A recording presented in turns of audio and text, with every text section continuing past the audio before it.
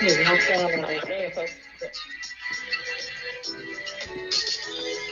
I wake up in the morning, love,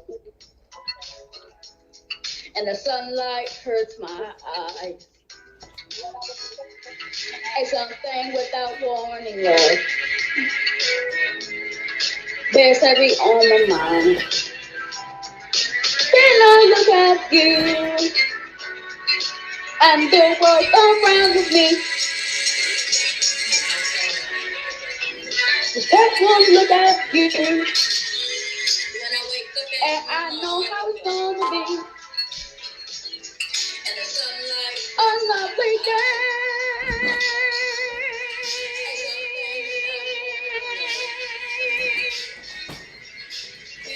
A lovely day.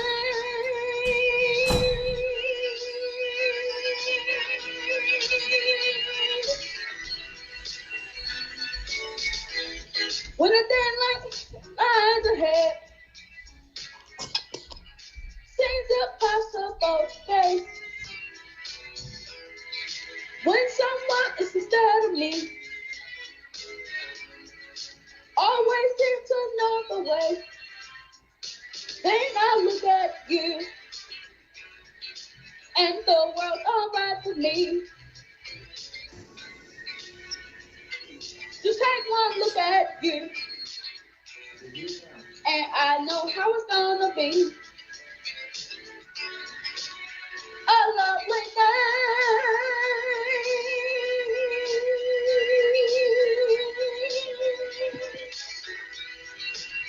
A lovely day.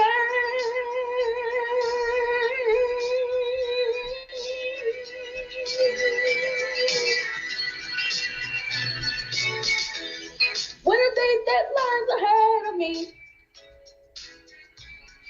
seems impossible to face, and when someone else instead of me always seems to know the way, then I look at you, and the world's alright with me. Take one look at you, and I know it's gonna be a lovely day.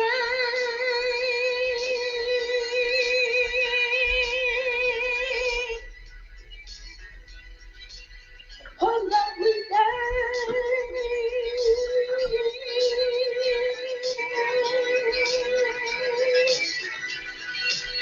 A lovely day.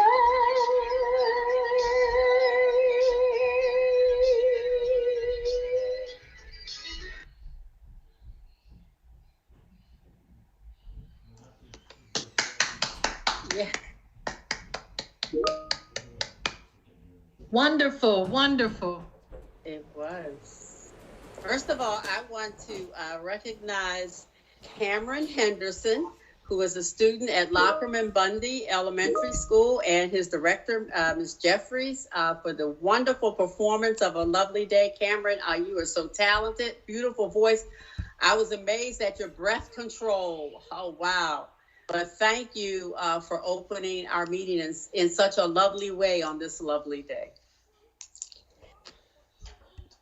And good afternoon, everyone. This is Linda Chinya, Board Chair, and I'm welcoming you to the public board meeting of the Baltimore City Board of School Commissioners. Just a reminder to folks who are joining us, please to have your phone muted. Additionally, if you are going to also ask board members, a reminder that as we are going through the meeting, I will be reading the names as we do votes, and that's for the record. And also to remember as you're speaking to identify yourself. Some of you I can see, some of you, if you're calling in, I do need you to say who you are because it's not coming forth on my screen with your name. So thank you. Mm-hmm. So first, I'm going to do our roll call for this evening. Commissioner Bondima. Yes. Commissioner Brooks. Yes. Commissioner Griffin. Yes. Commissioner James. Yes. Commissioner McFadden. Yes. Commissioner Reed. Okay. Did Commissioner Richardson come over? Or I know she was. Madam Chair, she said that she may not be joining us because of her pain right now. Okay, so she's excused.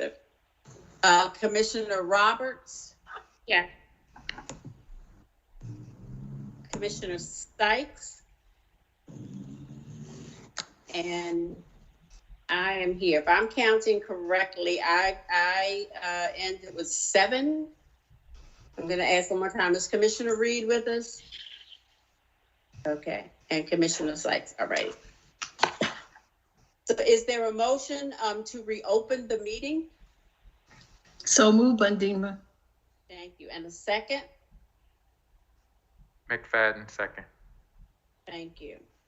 Those in favor, Commissioner Bondima, Yes. Brooks, Yes. Griffin, Yes. James, Yes. McFadden, Yes. Roberts, Yes.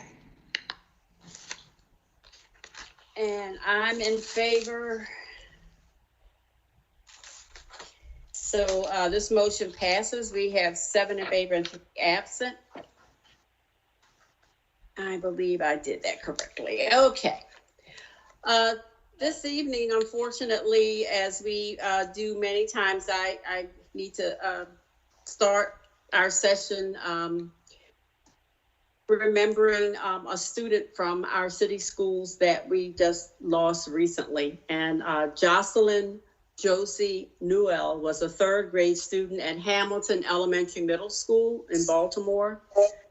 Jocelyn was a joy and brought so much delight to Hamilton. She excelled as a gifted learner and she participated in the Center for Talented Youth. Jocelyn also was an advocate for other students and had many friends in her 3rd grade class. She was very inquisitive and loved trivia games as well as creative writing. Jocelyn helped to design the Kaboom Playground, and one of the elements from her design is now featured in that playground. Unfortunately, her life was accidentally cut short during a drive back to Baltimore from Kentucky, where she was in a fatal car accident. Jocelyn, or Josie, was loved by many and will be missed by her family, friends, and entire Hamilton community, as well as city schools community. I'm going to ask Commissioner James to also join me with another recognition this evening. Thank you, Madam Chair. I would like to offer the community a paraphrase of the words of Darlene Parnell on the anniversary of the killing of George Floyd. Ms. Parnell wrote, "I can't breathe" became the rallying cry. The country's enraged as it watched a man die. No intervention, no one stepped in. Injustice due to the color of his skin. For almost 10 minutes, the man did plea as his very last breath was cut off by a knee. No look of remorse, no words of regret, just a veiled excuse and lies of a threat. What brokenness lies inside of a man to treat another as if he is less than. We must dig deep, below the surface go, to pull out the root that makes the hate grow. We must wake up, we must demand, till treating someone different forever is banned. We must come together to live in peace. United we stand, so the hatred will cease. For the pain runs deep and the scar is wide. Tear-stained faces in despair have cried. Let's heal the sick and help the poor. To love one another is what we're here for. Rally round now, reach deep in your heart. Now is the time, today is the start. Today we can create a brand new earth where all lives have meaning and each person has worth. Vow to be the light as you breathe in the air. We can come together, this is our prayer. Or just below the surface, love does see that no one in black skin should ever have to plead, I can't breathe. Thank you, Dr. James. Thank you. And so this evening, I'm going to ask if you would join us for a moment of silence as we remember Jocelyn, George Floyd, and many others who have unfortunately died through violence that is continuing within our community.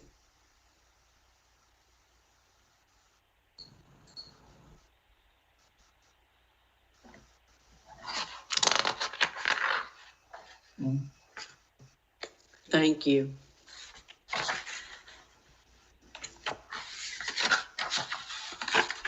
Now, is there a motion to approve the prior open session minutes? So move, Bundima. Is there a second? Second, Brooks. Thank you. And those in favor, Commissioner Bondima, Yes. Brooks, Yes. Griffin, Yes. James, Yes. McFadden, Yes. Roberts, Yes. and I'm in favor. Have any other commissioners joined that I didn't call? Okay, that's 7 in favor and 3 absent. And is there a motion to approve the closed session summaries? So moved, Brooks. Thank you. Second? Second, Robert, second.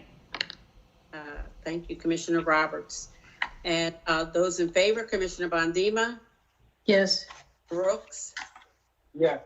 Griffin, Yes. James, Yes. McFadden, Yes. Roberts. Yes. I'm in favor. And this motion also passes. We have 7 in favor and 2 absent. Thank you. I just have a couple of things for board chair this evening that I'd like to present. And first is to acknowledge some gifts. First, I want to acknowledge the gift of $2,500 worth of educational supplies from Beacon Street Services. And then a gift of 400 book bags valued at $4,800 from Americ Group to the Engagement Department Student Attendance Support Incentive. And finally, to acknowledge a gift of $5,000 worth of educational supplies from Chesapeake Employers Insurance Company to Wildwood Elementary Middle School. Also, this is the second meeting in the month, and so this is a time when we honor retirees who had 30 years or more in service. And I believe we had an RSVP from Ms. Blanche Bailey. Is Ms. Bailey with us this evening?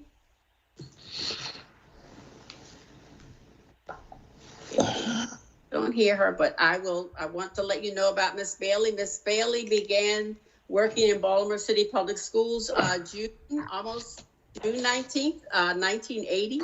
She most recently served as a paraeducator in the pre-K at Hilton Elementary School. She faithfully served the children of Baltimore City Schools for 40.9 years. So congratulations, Ms. Bailey, on your retirement. Please enjoy that. And on behalf of all those students that you interacted with and their families, we do thank you for your service.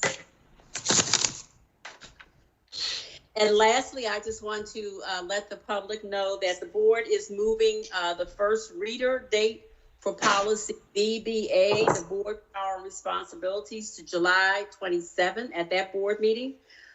We wish to continue to develop the policy and receive public feedback. Please continue to share your feedback directly with the board, and you can write at board@bcps.k12.md.us, or you can sign up if you'd like to give feedback at one of the board meetings. And now, fellow commissioners, is there a motion to approve the personnel and quasi-judicial matters? So moved. Reed. Thank you. Is there a second? Second, McFadden. Thank you. And all those in favor, Commissioner Bondima?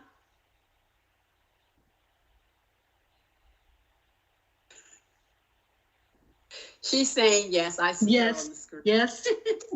Commissioner Brooks, Yes. Commissioner Griffin, Yes. Commissioner James, Yes. Commissioner McFadden, Yes. Commissioner Reed, Yes. Commissioner Roberts. Okay. I'm in favor. Any opposed or any abstain? Commissioner Roberts, I'm not hearing a vote. Can you hear me? Now I can. Now you can? Yes. Oh, okay.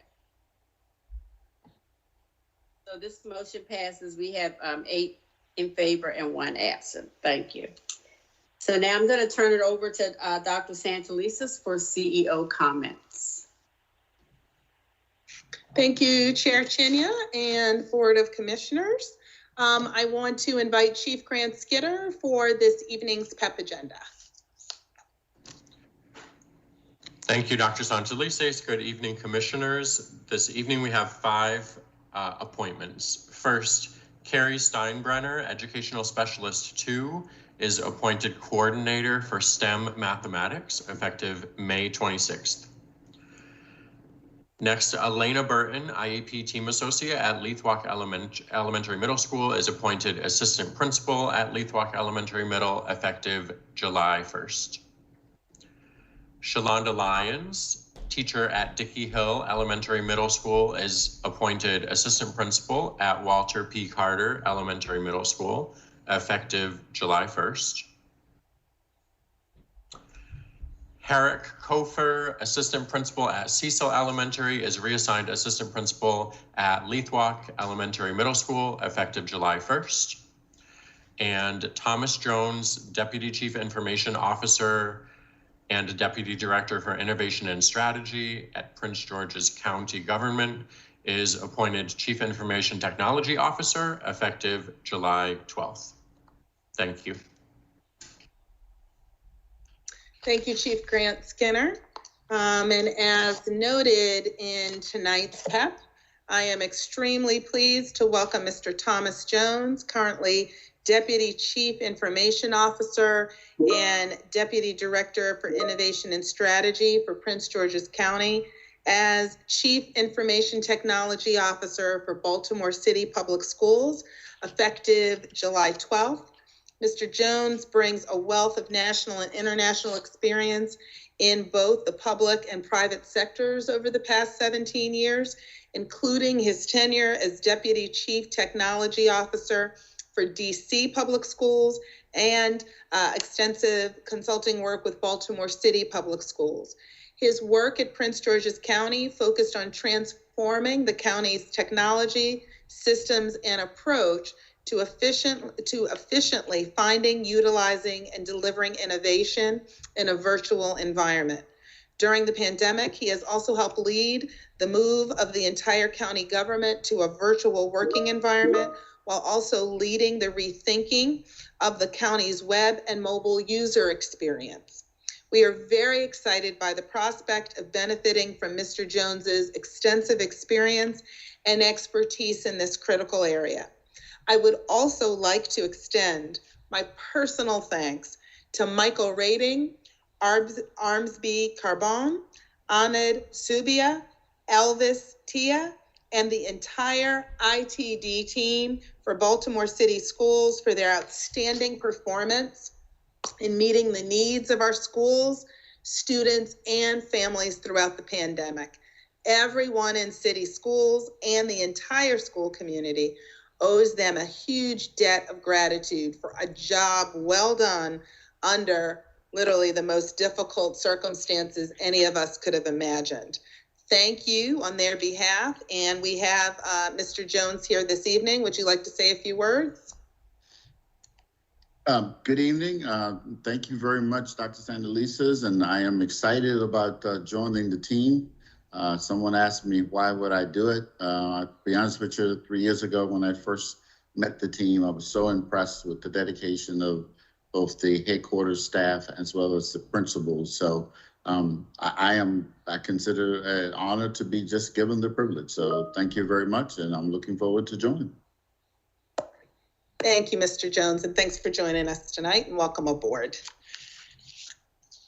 Very good. Now it is my pleasure to recognize this month's community champion. This month, it is Ms. Julie Cole. Ms. Cole is the parent of both an elementary and middle school student at Francis Scott Key Elementary Middle School, where she has worked tirelessly at both fundraising and building community. I was just over at Francis Scott Key last week and had a chance to get a chance to visit with the community there. Ms. Cole has spent countless hours working with parents, volunteers, vendors, and community partners to put on numerous fundraisers for Francis Scott Key. Even during the pandemic, she carried over a few of the school's traditional events into the virtual world and raised thousands of dollars for students. Her work has resulted in programming such as theater, yoga, and much more. She also played a part in raising funds for families in need over the holidays. Ms. Cole was unable to join us tonight for the excellent reason that she is attending her daughter's recital. But we congratulate her for being recognized as this month's community champion, with great thanks for her work in helping to build a robust school community at Francis Scott Key. Thank you again, Ms. Cole. Now, over the past 2 weeks, we have held virtual stakeholder feedback sessions in every city council district. Our work groups are using that input to help craft the initial plans for the fall. We will share with you at a second round of community input meetings beginning in mid-June to gather additional feedback. I want to thank everyone who participated and will participate in this critical planning process. And we want to encourage everyone to continue to share your thoughts and ideas in the months ahead. Even some of the original conversations about some of the ideas, some of the work group participants have been quick to say when either an idea has come from students or from teachers directly. And I think it really speaks to the power of both the input and the feedback that will come with our first version of the draft of the plan. So thank you for everyone who has really shared your thinking in these early stages. Next, as you know, the CDC has approved COVID-19 vaccinations for adolescents 12 years or older in partnership with the Baltimore City Health Department. City Schools is launching a campaign to vaccinate as many students 12 or older as possible this school year so they are ready to go for the fall. The first round of vaccination clinics will take place starting next week through Saturday, June 15th. Students will receive their second dose later in June and in July. It's important to know that vaccinations will not be administered at all schools, but we will be publishing a list of selected schools on our website and information on how to schedule an appointment. So please do check out our website. The vaccination events will be open to the surrounding community with a specific focus on adolescents aged 12 and above. But please note that adolescents will need to be accompanied by a parent or guardian at the time of vaccination, and parental consent will need to be obtained at the time of the appointment. Additional vaccination opportunities will be made available this summer. We've already had outreach from a number of community organizations that would like to partner in really expanding community-based access to vaccination for our young people. And I want to urge everyone to have their adolescents vaccinated as soon as possible for their own protection, as well as that of their classmates. And then as we approach the end of the 2020-21 school year, we all recognize that students have experienced incredibly significant challenges and interruptions in their learning. With that in mind, the district has developed a fair and straightforward process for evaluating and reporting students' progress in the current school year. Since February, work groups comprised of teachers, support staff, families, students, school and district-based leaders, and community members have been looking at our existing assessment and grading practices and regulations through the lens of unique circumstances that young people have faced.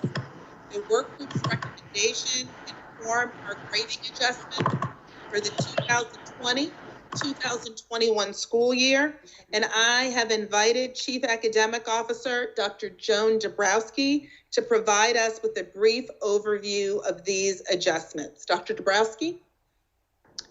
Thank you, Dr. Santelises, and good evening, board commissioners. So as Dr. Santelises has said in her introductory remarks, this has been a challenging year for our students, and we are very proud of the work that they have done in spite of these challenges. So as we approach the end of the school year, we have made the following adjustments with the following goals in mind. We are committed to our students. We recognize the challenges they have faced during this academic school year. We are going to avoid the punitive approach of failing students and the default reaction to unfairly retain students. Instead, we are going to show a commitment and a belief in our students as we plan for a multi-year academic recovery. And we will work with them as we recognize that there is unfinished learning and there are credits that have been unearned, and we want to support all of those students as we work to recognize the space they've been in. So as Dr. Santelises mentioned, the work groups have brought forward the following adjustments. In grade levels pre-K, K, and 1, the grading system will remain the same. In grades 2 through 5, we are going to replace the U, which stands for unsatisfactory, with not completed, or NC. In grades 6 through 8, we will replace the F, which stands for fail, with not completed, again, an NC. And in grades 9 through 12, we will also replace the F with an NC, which stands for no credit. In all of these instances, we want to emphasize the word yet, not completed yet, no credit yet. Again, signaling a hopeful space for our young people and our commitment as educators to wrap around them when we bring them back, we hope this summer and certainly this fall, for in-person learning. So students who receive an NC on their report card will still be able to continue to the next grade level. We say this though with an intentional space of recognizing that there will be students moving forward with unfinished learning, and we are committing as part of our Reconnect, Restore, and Reimagine plan to have clear strategies and support systems in place for any student who's receiving an NC. And we will also be supporting our educators who have been working so hard with our students this year and continue to have high expectations focused on teaching and learning to support their efforts around differentiated instruction, around small group instruction, tutoring, interventions. So again, this signals the beginning of our recovery of a multi-year commitment. And I will say that accompanying this high-level announcement, we will be sending communications out to our families, to our educators, with much more detailed and frequently asked questions and guidance. And we encourage our families to connect with their school leaders, with their principals, their teachers, as they figure out how they can support their students most immediately with some summer learning options, but certainly as we plan forward for their support into the fall and into the next school year. Thank you. Thank you, Chief Dabrowski. I appreciate that and the really hard work that cross-functional team really had to put in. And I want to thank you and them for all the work. I also want to reiterate that the academic recovery plan really reflects and reinforces our confidence that with the proper supports over time, our students will gain the learning and earn the credits they need to graduate. I want to encourage families to ask questions at any point in this process to ensure that you understand how your students' needs are being met. We'll have ongoing discussions about acceleration, about what this means with regards to an expanded band of time for young people to be able to finish their learning. And again, the approach we're taking, as Dr. Dabrowski referenced, is that this is not about a failure, but it is about unfinished learning and giving multiple opportunities, multiple on-ramps for young people to complete that learning.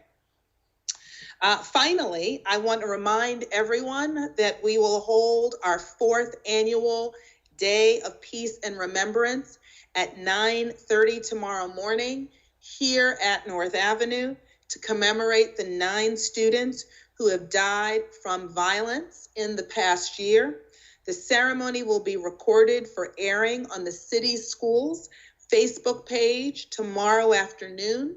I ask that everyone take a moment to reflect on the tragic loss of our young people to violence, gun violence in particular, and really consider what we can do as a community to end the senseless cycle of violence that is devastating the young people of our city, their families, and our society as a whole.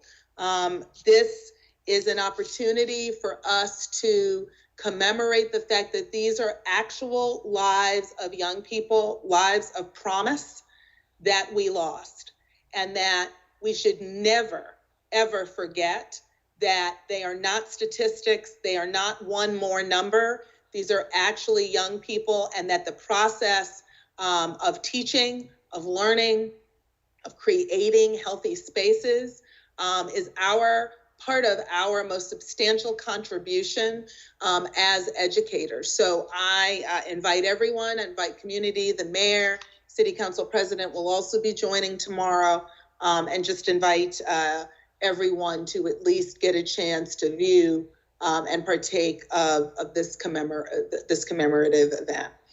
That concludes my remarks for this evening, and I will turn it back over to you, Madam Chair. Thank you, Dr. Santelises. At this time, we have a information and discussion item, and we'll have a presentation from Dewana Starrett on the 2021 General Assembly session. Good evening, Madam Chair, Madam CEO, school board members, Dewana Starrett, Director of Legislative and Government Affairs for Baltimore City School Board. I'm going to share, I'm going to share my screen. Hopefully it will work.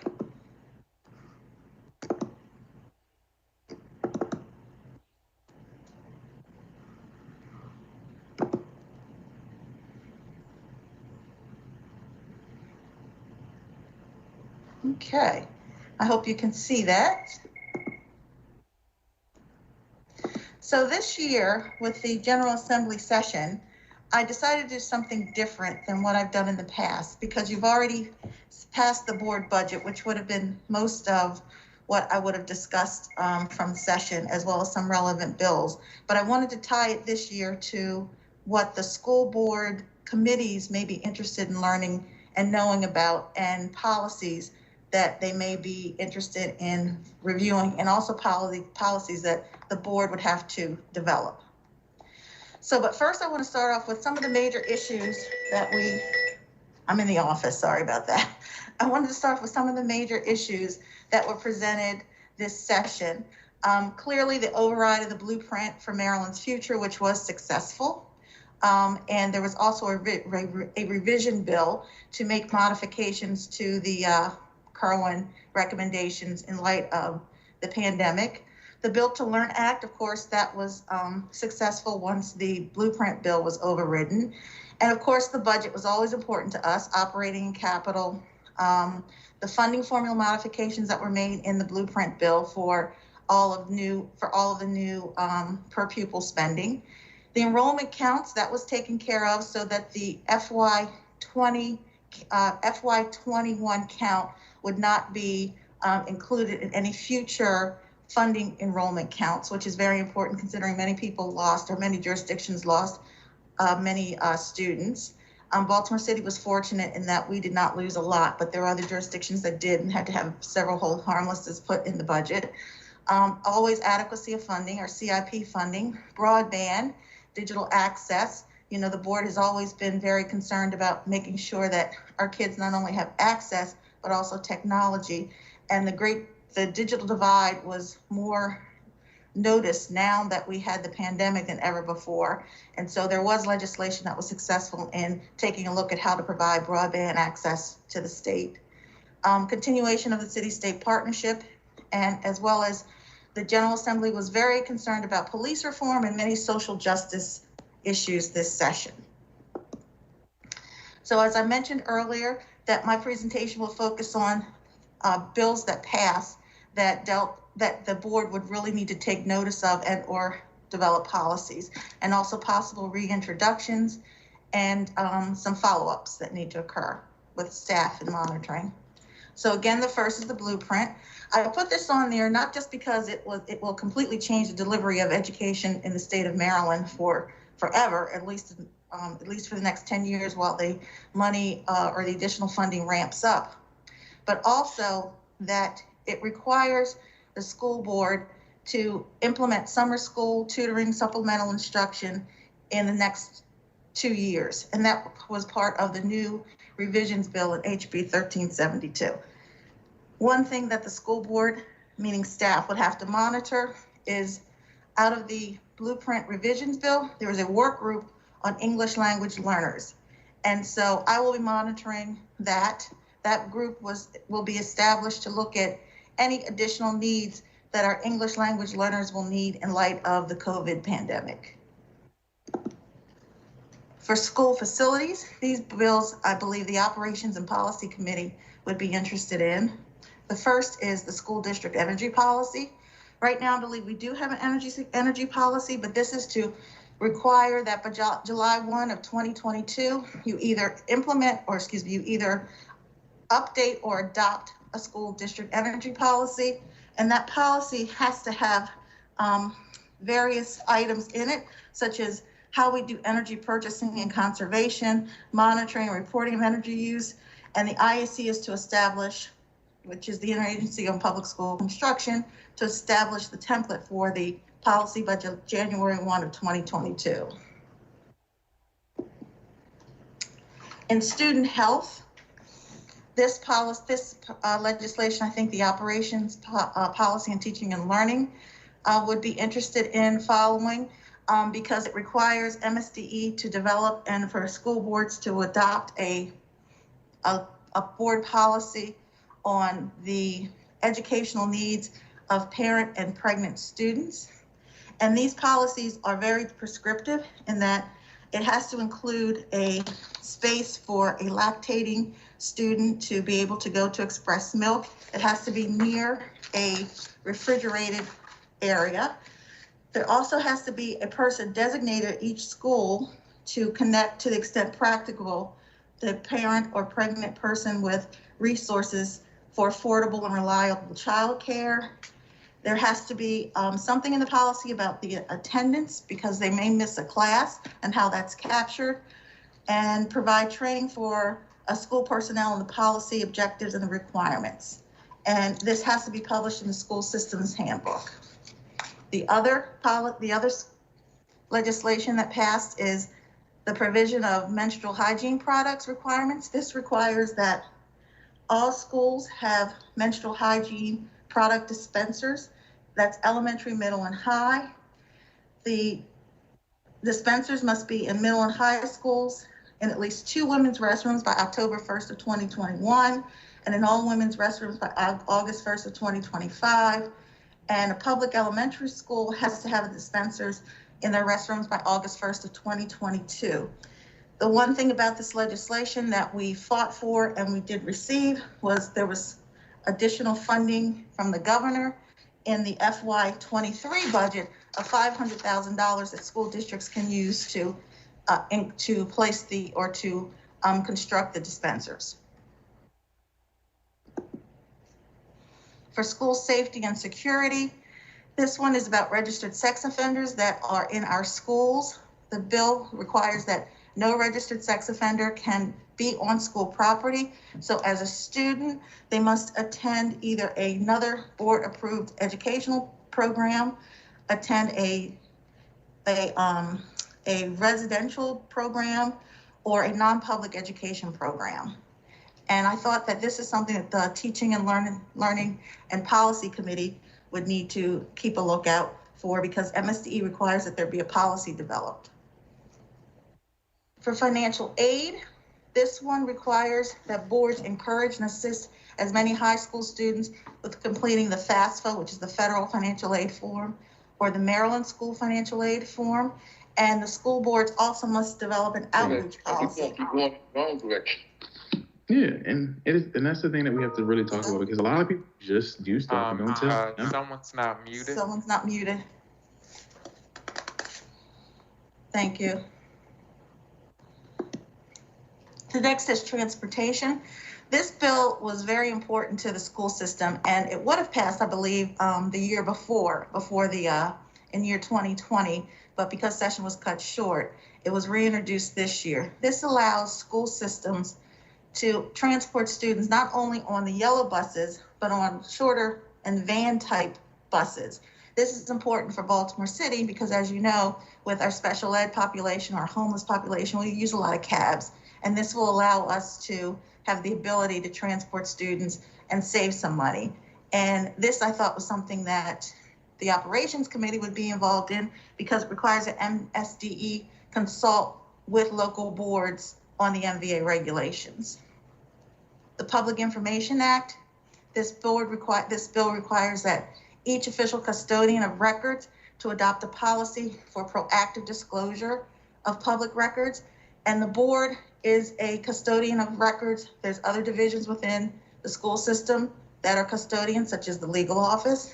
And this is really just, there have been problems about having people get access easily to records. And this was the General Assembly's way of trying to promote this transparency. And again, this is something that I believe the Policy Committee should be involved in. Again, I mentioned police reform. This is really just for a review of our internal general orders and policies related to the four bills that passed this session. One is that is going to be costly is the use of body-worn cameras. That by year 2025, all all police forces must have body-worn cameras. And I'm not sure of the full cost, but looking at Bowie, I think they have a similar amount of police officers. It was about $2 million initially to purchase the body-worn cameras, and there's about a $500,000 per year cost to ensure that the cameras are working and replacements. So I thought the board will want to know about this, as well as some of the procedures about discipline that are going to be modified because of the Law Officers' Bill of Rights has been vastly changed, and that's going to deal with the discipline of our police officers. So I'm sure that the chief has been in discussions with the FOP and others, but I thought maybe the Operations and Policy Committee would want to keep on top of those issues. Other legislation of interest that I thought the board should know about, excuse me. Right now, for the current school year, 2021, that the law requires that all school system personnel cannot be retaliated against or forced to return to work or for in-person instruction. This, again, like I said, ends at the end of the school year, but it's for all those individuals that are 65 years and older and have not been vaccinated, or if they are taking care of or live with individuals that have not been fully vaccinated, they cannot be required to return to in-person instruction or in-person work. Another bill is the Drinking Water Outlets Bill, Senate Bill 546. This bill comes about because of the lead in water, which is a very important issue, especially in Baltimore City. Right now, the law requires that if there's more than 20 parts per billion, that the water outlets have to either be shut down or they have to be remediated. This bill says that it's 5 parts per billion. If any lead in the water is at 5 parts per billion or higher, the water fountains or water outlets must be turned off or remediated. And this is for any outlet that had a review or a review by 2018. By 2021, because in 2018, all school systems were required to take a sampling of all the water in their school buildings. So it appears that all school systems know the parts per billion of each of their school buildings. Baltimore City has already been in the forefront with this, because we have been bringing in bottled water for many years, because we recognize that the elevated levels of lead is unacceptable in our drinking water for our kids. Public schools now have to provide free summer school courses for all students that failed a course that is needed for graduation. And that's for any student that attended the school system prior to the summer for the summer school course. Special ed, there is a House Bill, Senate Bill 300, House Bill 714. It's a learning continuity plan bill. This is for the IEPs. Now it's required that for any IEP, there must be a learning continuity plan attached to it. This learning continuity plan is to provide services, or to provide what needs to happen should a school system shut down for 10 or more days and other instruction is occurring within the district. So this is clearly in wake of the COVID-19 pandemic that they thought this would be a good idea. The digital divide, the Digital Connectivity Act of 2021, this is placing a division in the Department of Housing and Community Development in the state to look at not just rural broadband services, but all broadband services and how we can provide connectivity to all citizens in Maryland. Bills that failed but may be reintroduced in 2022. We've all discussed the Baltimore City Board of School Commissioners, the alterations bill about adding elected members to the school board. I'm sure we will see that coming in this next session. And right now, Delegate Wells has put together a work group to discuss how the modifications should look to the school board composition. And so there was one meeting about a few weeks ago. A second meeting has yet to be scheduled. House Bill 1376, this is virtual education. This bill failed, but I'm sure we'll see it next year, because there is a growing sense of making a regulations or law around the delivery of virtual education, because they felt that there were too many different plans offered, and they think that there needs to be more consistency. But this one failed, but I'm sure it'll be back next year. Public school resource officers and school security employees, again, there's always this issue about school resource officers, school police, school security employees being involved in discipline and how they interact with principals. So that bill failed, but I'm sure we'll see it again next year. And the other bill, House Bill 1366 and Senate Bill 959, this really was a bill from North Bay, where they would like to provide residential boarding program for at-risk youth. This issue came about late in the session, so it didn't have a hearing, but I expect this will be back next year. And this is an important bill in that if North Bay or any other residential boarding program is deemed a residential boarding program, each pupil that comes from a school district, 85% of that per pupil amount will go to that residential boarding program, and so it will come out of the school budget. And that's the overview of some of the bills that require board attention. And I also wanted to make note, as I try to stop presenting, that I spoke to the chair and vice chair earlier this, maybe about a month ago, about how we can also deal with session 2022 and allowing more input from the community.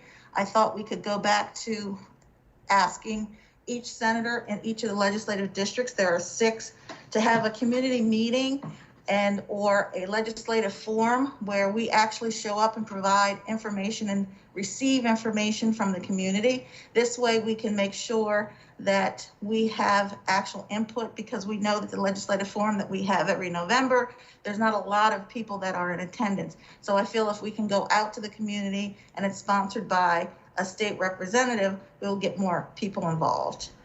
And that's it through this mask, because I can barely breathe.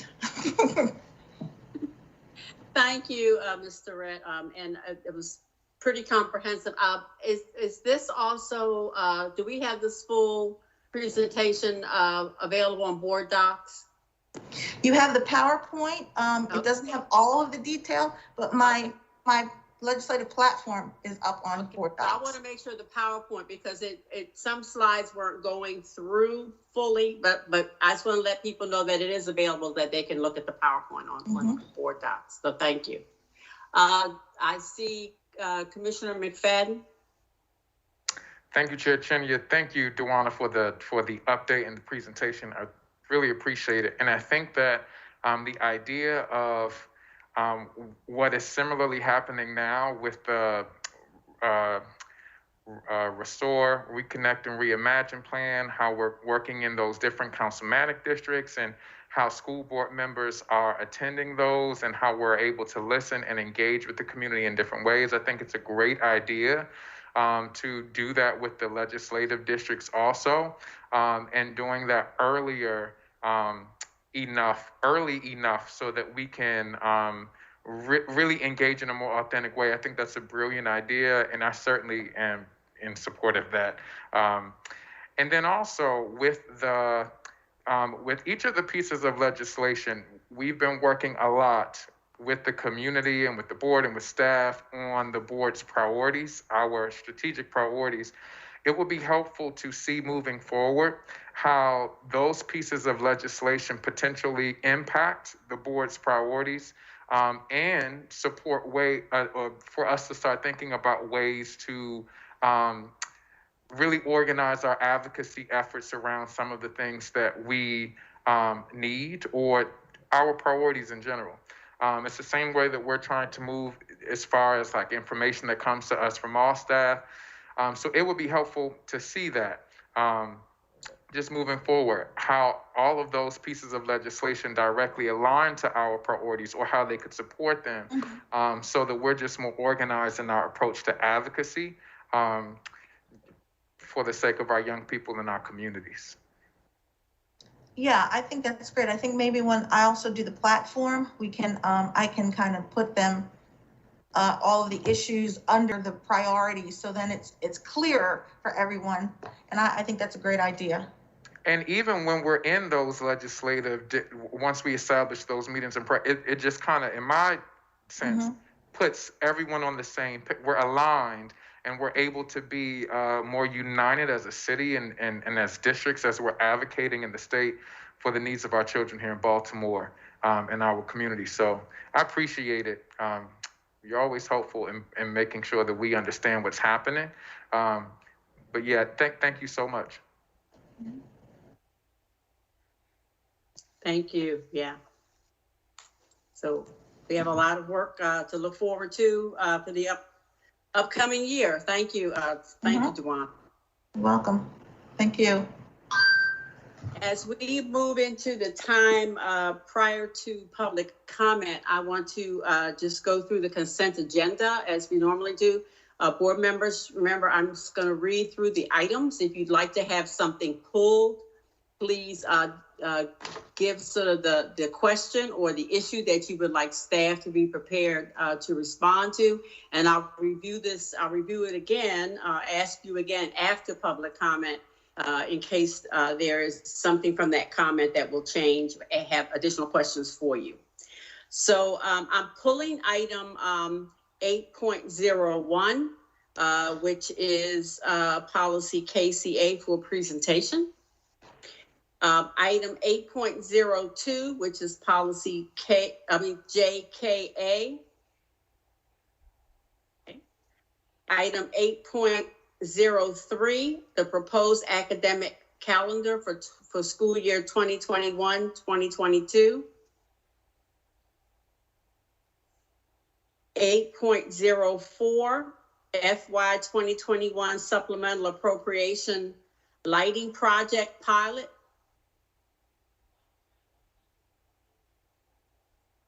8.05, 2021 comprehensive educational facilities master plan. 8.06, school renaming requests, Calverton Elementary Middle.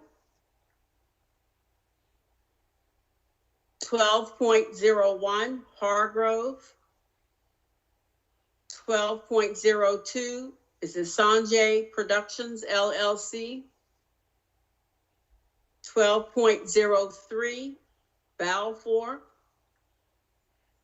13.01, Carasoft Technology Corporation. 14.01, software maintenance and support. Please, Vernon Reed. Okay, your question? And my reason is I think it'd be good for the public and the board to know, even though it's expensive, 6.7 million, it's pretty comprehensive, and I think we should see that. Okay, so you want to discuss the reasoning for the? Yeah, just an overview from IT. Okay, thank you. 15.01, All-State Contractor Incorporated. 15.02, is it Goel Services Incorporated? 15.03, Towson Mechanical Incorporated. 15.04, J.F. Fisher Incorporated. 15.05, Chilmar Corporation. And 15.06 is also Chilmar Corporation. 15.07, Towson Mechanical. 18.01, okay, is it Epic E-Discovery Solutions Incorporated? I don't know if I pronounced that correctly. 19.01, Baltimore City Health Department. This is Vernon Madam Reed again. Chair, Go ahead. Okay. I'm I sorry. think we're gonna pull the same thing, Commissioner Reed. I'd like to Okay, pull go ahead. 1901. And I'd like for staff to speak to the COVID MOU that was put in place to delineate the COVID-19 related tasks versus the general responsibilities of our nurses. Okay. And 20.01, Robert Half International Incorporated. Madam Chair, Yes. I'm sorry, this is Commissioner Griffin. I wanted to wait until you finished because I realized I didn't chime in when you were calling out 8.03, the calendar. I do have a question for staff for that one. It's just, were students surveyed about the calendar, and if so, how many, and what were their responses? Because I didn't see that included in the presentation. Okay. Okay. All righty. So I have 4 items that have been pulled. 8.01, 8.03, 14.01, and 19.01. Right? Thank you. So now we're going to move to the public comment, and speakers from recognized groups will have the opportunity to speak for 5 minutes. First, we have Chris Bilal, who's representing the Baltimore Teachers Union.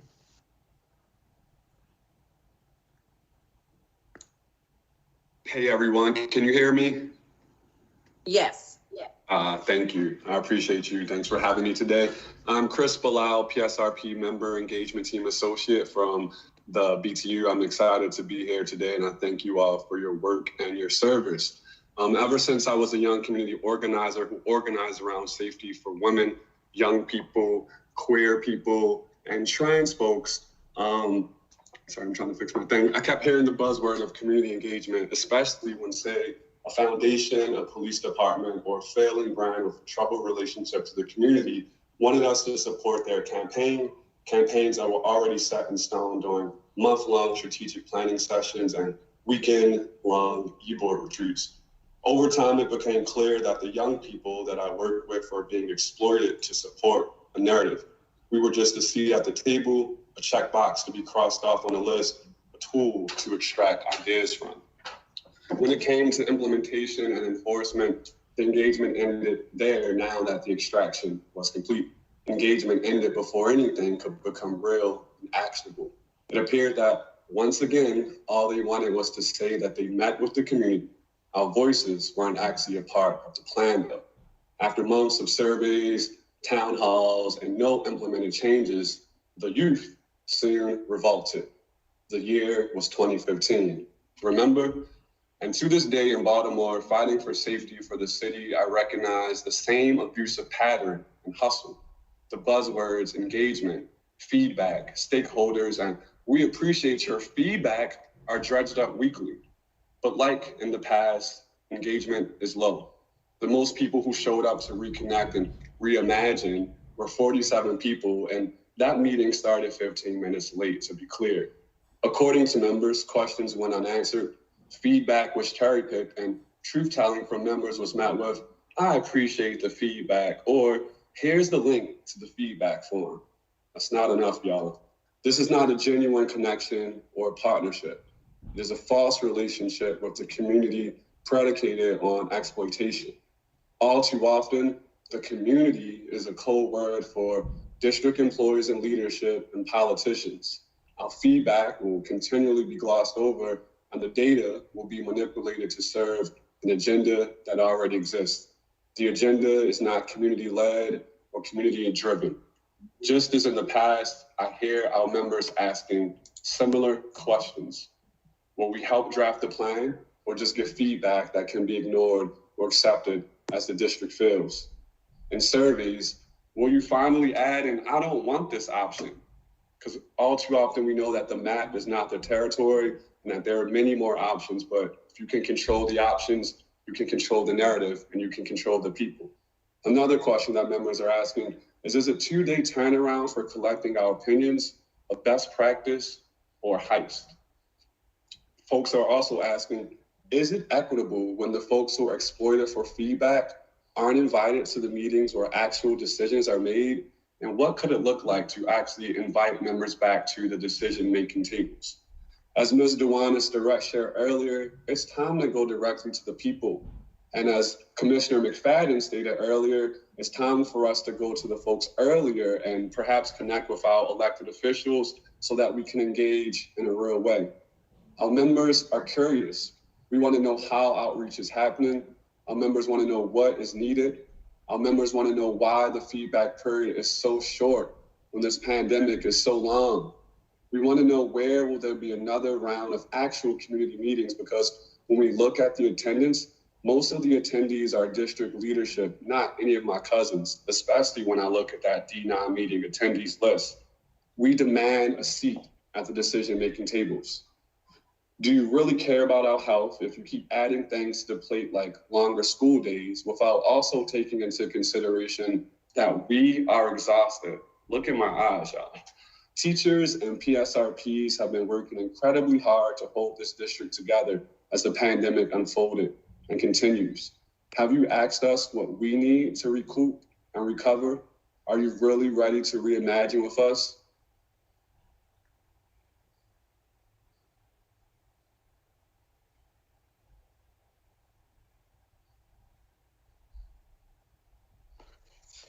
Okay, thank you, Mr. Bilal.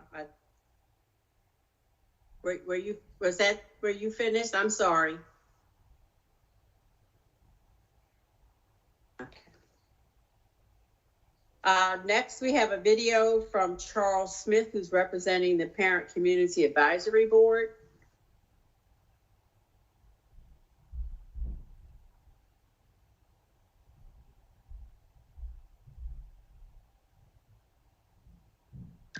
Good evening, Madam President, honorable members of the board, and Dr. Santelises, as well as all others listening this evening. First, let me apologize in advance, as I am a poor public speaker, a bit of an introvert, so public addresses do not come easy for me, so I have recorded this so that I can edit it over and over again, which I've been doing. I sit on PCAP's board representing the PTA Council of Baltimore City. Like many of you, I'm a volunteer. I'm a father of a son who attends Baltimore City Public Schools. I also served on the board of the Montessori Public Charter School of Baltimore City many, many years ago. And like all of us here, I serve hoping to have a positive impact on the education of our youth in Baltimore City. I cannot think of a more important task in life for a people, a society, a nation, than the task of educating their youth. It is a daunting and challenging task for any single person, group, or any educational organization in the best of times. Times when communities have ample resources and active citizenry and organizations that are held in trust by the citizens they serve. Unfortunately, it has been an exceptionally long time since Baltimore City has encountered such times, and it is evident in the numbers and statistics of how you compare educationally to the youth in other communities in Maryland. If we cannot figure out how to educate those young lives entrusted to us and our youth continue to fail, we are also condemning the city of Baltimore to failure. Where we find ourselves today did not just happen. Much of the path that we now walk was laid several generations ago, long before most of us, not all of us, but most of us were even here. And we can do nothing about the decisions, actions, or lack thereof that brought us to where we are today. But we can start to change the direction and the path we find ourselves on. I do not pretend to know what changes need to take place in order to right this ship. But I think the citizens, families, and communities of Baltimore may have some ideas. I have found that in order to solve a problem, I need to know what that problem is. And it is those that experience the problem every day that are always better explaining it to me and giving me insight as to what a possible solution might be.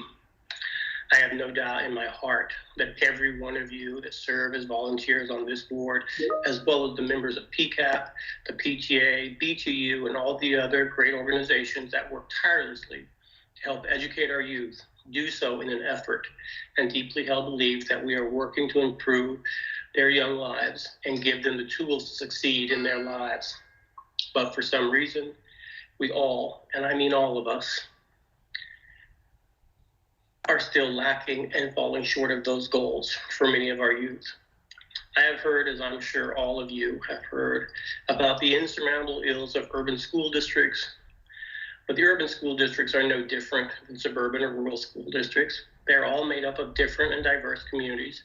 The only difference is that our communities are a little bit closer to each other, normally with just an alley, a street, or a park that separate them from each other, rather than several miles of interstates or country roads, and are often far more diverse, and that can work to our advantage.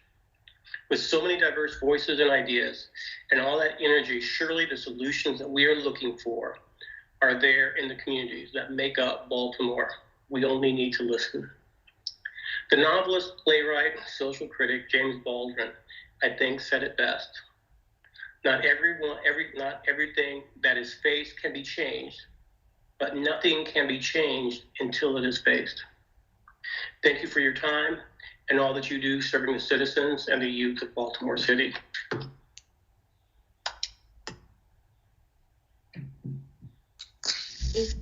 Thank you, Mr. Smith. And we don't have other of the groups that have signed up, so I will now turn it over to Board Exec for public comment, general public comment. Madam Chair. Yes, Madam, Commissioner. in the chat, it seems like Chris Bilal was cut off, and I didn't know if we wanted to allow him the opportunity to finish his statement. I'm not sure if we ran out of time or not, but I'm just checking the chat that is here. He had about 30 seconds to go. I'm not sure if he's still present or not, but I'm just seeing what and it just said that he left the conversation. So never mind, Madam Chair. Okay, yeah, that's what I thought when I had asked previously, but I didn't get a response. But okay, I will offer if you want to send it in writing to us, Mr. Bilal. We will definitely read it. But thank you. Okay, Mr. Gant. Okay, thank you, Madam Chair. Our first public comment is from Joseph Mayhack. Hello, my name is Joseph Mayhack, and I am a 9th grade teacher at Patterson High School. Several months ago, I reached out to the Office of Family and Community Engagement about the prospect of designing a professional development series for teachers on how to discuss education policy with students and families. This year has been full of changes and new experiences for students and families, and as the main point of contact that they have with schools, teachers are often asked why. My initial hope was to better equip and support teachers and respond to questions like, why is this particular program set up the way it is? The FCE office got back to me right away and was more than happy to talk out my ideas and see if there was a way to support FCE even more broadly. I love working with my students and families. The reason I wanted to get involved in FCE work is that I see a lot of positive change happening in education right now and in our district in particular, but I also see that there are families and students who remain overlooked and left out many of our most important conversations. As a teacher, I'm thrilled to have some voice in this conversation and to be an advocate for equity in the classroom. Sometimes change in education comes from the loudest voices in the room, and I want to support those students and families who have felt that their input was not needed or that their voices were not valued. I teach 105 of Patterson's 1,000+ students, and we are all part of this community of over 77,000 students and a key component of our entire city. With radical reforms at the local, state, and federal level, I am more optimistic than ever for a redesigning and reimagining of what education can be for all students. Every student deserves high quality education in their classroom, not through separating students and carving out special spaces for some, but by reimagining what a classroom can be and supporting students as they realize what they can be. Simply put, I'm excited to be working with the Engagement Office because I see it as one of the first places that we can truly affect equitable change in our classrooms. And I see in the chat that Chris Bilal is back, so I'm going to turn over to Mr. Bilal. Like I said, you have 30 seconds left. Are you there?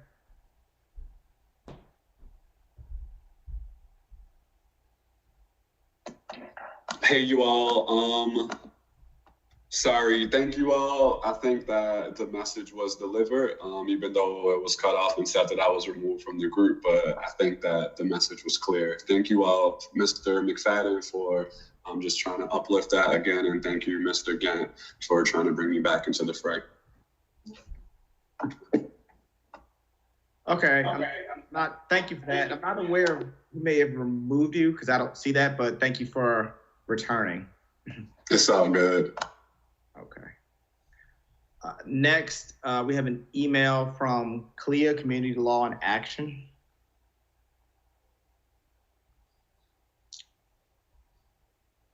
Community Law in Action supports the FCE policy that reflects the values of incorporating student voice, representation, and agency.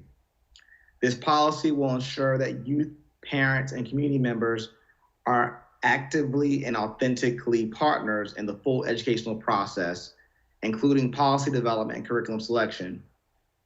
This policy highlights the importance of youth and adult partnerships through encouraging relationships that reflect shared learning, mutual respect, and sharing of partnerships that impacts the lives of youth. CLEA is a youth-centered, not-for-profit organization that values young people. We believe that youth are valued leaders of community transformation, informed stakeholders at the forefront of decision makers, and inspiring voices for social justice. For these reasons, CLEA supports the FCE policy on student voice and respectfully urges the committee to give this policy a favorable report. Next, we have an email from Oprah Keys.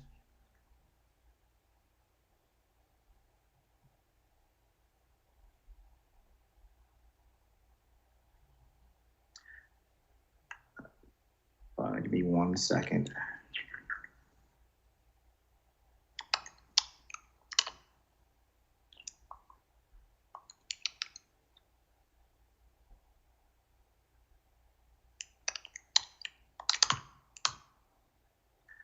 Submission for BCPSS Board of Education, support of changes to the FCE policy. As a lead agency, we currently support 7 community schools in Baltimore City. Our span of engagement with community schools in Baltimore ranges from 1 year to well over a decade. This breadth of experience has given us an understanding of and appreciation for which elements are essential to fostering true community hubs that embody positive school culture, strong relationships, collaborative leadership, quality programming, and transformational partnerships. The importance of Baltimore City Public Schools District providing holistic support, guidance, and leadership to schools and stakeholders as it relates to family and community engagement cannot be understated. The amendments to the BCPSS FCE policy are in strong alignment with the community school model and support lead agencies' work to have universal priority strategies and values. Baltimore City Community Schools focus on 6 buckets of work: youth development, family engagement, community development, enhanced academics and enrichment, health and social supports, and school, college, and career readiness, all of which are immensely strengthened by a greater focus on equity and engagement, accessibility to resources, overcoming barriers, and stakeholder capacity building. The new policy places a greater emphasis on equity along every step of the educational process, focuses on sustainability and gaps in information sharing, and enhances opportunities for multilingual engagement. The policy also reimagines how the school district goes about engaging, developing, and supporting authentic partnerships by acknowledging and reprioritizing students, families, and community members as valuable stakeholders. This new policy has improved alignment with the community school model and incorporates many of the community school principles, which is timely given the vast expansion of the community school strategy in Baltimore. It provides additional areas for accountability and allows for the creation of new core areas of data collection and evaluation. For community school coordinators, it has the potential to provide influential support and a commitment from the school district to better integrate partnerships and stakeholders into the fabric of the schools. On a school level, it will offer additional trainings, tools, and resources to staff. Doing so will equip school-based staff with the knowledge and tools to support a school-wide movement to be more inclusive and collaborative with stakeholders. In short, the changes to the FCE policy indicate an evolving investment of district support and highlights the importance of family and community voice in the educational process. As a positive school center, our core principles are centered on building relationships and fostering meaningful engagement. Our goal is to create restorative, equitable, and racially just environments. As such, the amendments to the FCE policy will provide the PSC with more resources to support our coordinators and community schools. We are in support of the changes of the BCPSS Family Community Engagement Policy and look forward to seeing how the implemented changes will support schools throughout Baltimore City and help schools to reimagine how they authentically engage stakeholders and cultivate collaborative resources. And that was Oprah Keys, and she was speaking on behalf of the Positive School Centers, it says University of Maryland, Baltimore. Next, we have a video from Brittany Johnstone.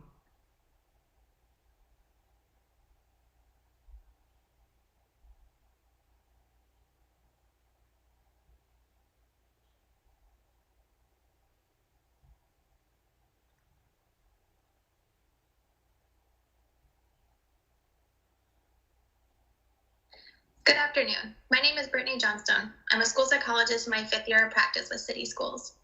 As the 2020-2021 school year wraps up, it feels like a good time to reflect on some of the successes and challenges for the school year. I want to specifically take time today to highlight successes and challenges related to the provision of special education and related services for students in city schools.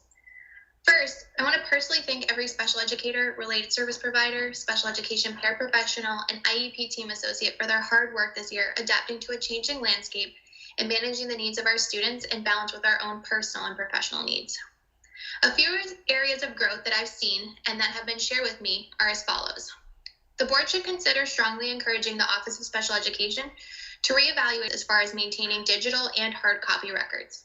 The printing and managing of hard copy records has been especially difficult this year, and we've seen that our online record-keeping systems like Encounter Tracker, Maryland Online, and others are sufficient for maintaining a record of services, student progress, family communication, and so on.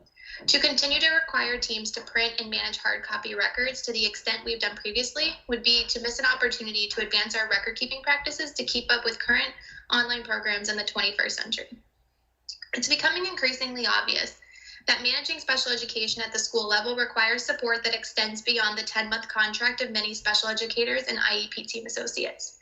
It's troubling that rather than address this directly by providing more timely support and expectations for school-based teams, the board has allowed a situation to arise where many staff feel they must work or are expected to work through the summer for the measly pay rate offered for summer work, or risk coming back in the fall and already being behind the curve. The board should consider staffing IEP team associates full-time at every school and ending the disruptive and challenging practice of IEP team associates working across multiple schools. This would likely ensure that critical issues are addressed in a more timely manner and that the Office of Special Education has time for support and training rather than constantly having to manage compliance. Finally, given the assessment backlog that will persist throughout the summer and into next school year, the board should call on the Office of Special Education to audit the current supply of special education assessments and determine if the number of test kits are sufficient for related service providers and special educators to complete assessments within the legally mandated timelines per IDEA. Too often, related service providers spend days and weeks waiting for assessment kits, when the issue could easily be addressed by using special education funding to purchase additional assessment kits. Thank you for your time and consideration on these matters.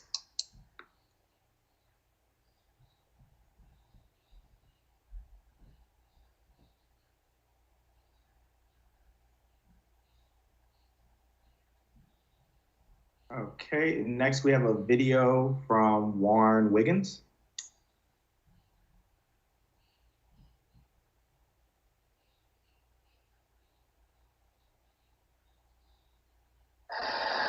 Hello, I'm Celie Black, and I'm a teacher at the great Montebello Elementary Middle School and chair of our school family council. Hello, my name is Mo Wiggins, and I'm the community school coordinator for the great Montebello Elementary Middle School. At Montebello, we believe in honoring the voices of our students, parents, community members, staff, and other stakeholder groups to provide the best environment for the entire family to thrive. As Principal Mitchell says, together we are a genius. This year, we launched our parent-teacher organization, which is 71% parent-led. With the support of our phenomenal third-grade teacher, Ms. Lynch, families were able to step up, build relationships, and amplify the voices of all Montebello families. Hearing from our families is important. At Montebello, we take advantage of social media outlets such as Facebook and IG to reach our families. We also use apps such as Classroom Dojo. Robocalls, and of course, old-fashioned telephone calls are used to stay connected. Surveys are another way that we stay engaged with and get feedback from our families. As of May 21st, we've received feedback from 96 families, 20% of our population, and we look forward to using this information to plan for next year. We started planning activities for next year and are excited to work with Morgan State University, the Ryan Institute, the Maryland Food Bank, the Bridge Program, the Girl Scouts of America, and many, many more. We are supportive of the revisions to the Family and Community Engagement Policy, Policy KCA. In particular, we are excited to see training and coaching for school family council members called out in the policy. This year, we've worked to strengthen our school family council. Together with school family council members, we developed targeted communication strategies to help our families stay informed, not just about operations during COVID, but also about our swing space as our home is being updated to a 21st century school. For example, we created a drone video showing families how to get from the old Montebello to our current swing space. In addition, we have collaborated with the Coldstream Homestead Montebello Association for community cleanups to stay engaged with the neighborhood in which we serve. We believe that additional supports and trainings for our school family council would help us be more intentional and effective in our work. These supports will make our school family council stronger and sustainable because many of our members are parents of early learners. Ultimately, the additional training and support will build parent and family leaders, not only while their students attend Montebello, but as they matriculate into college and careers. Thank you for your time and consideration.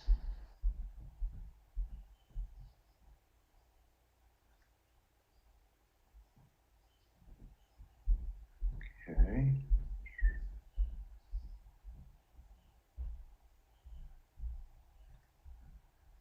Next, we have a video from Faria Wahid, which I'm gonna now play.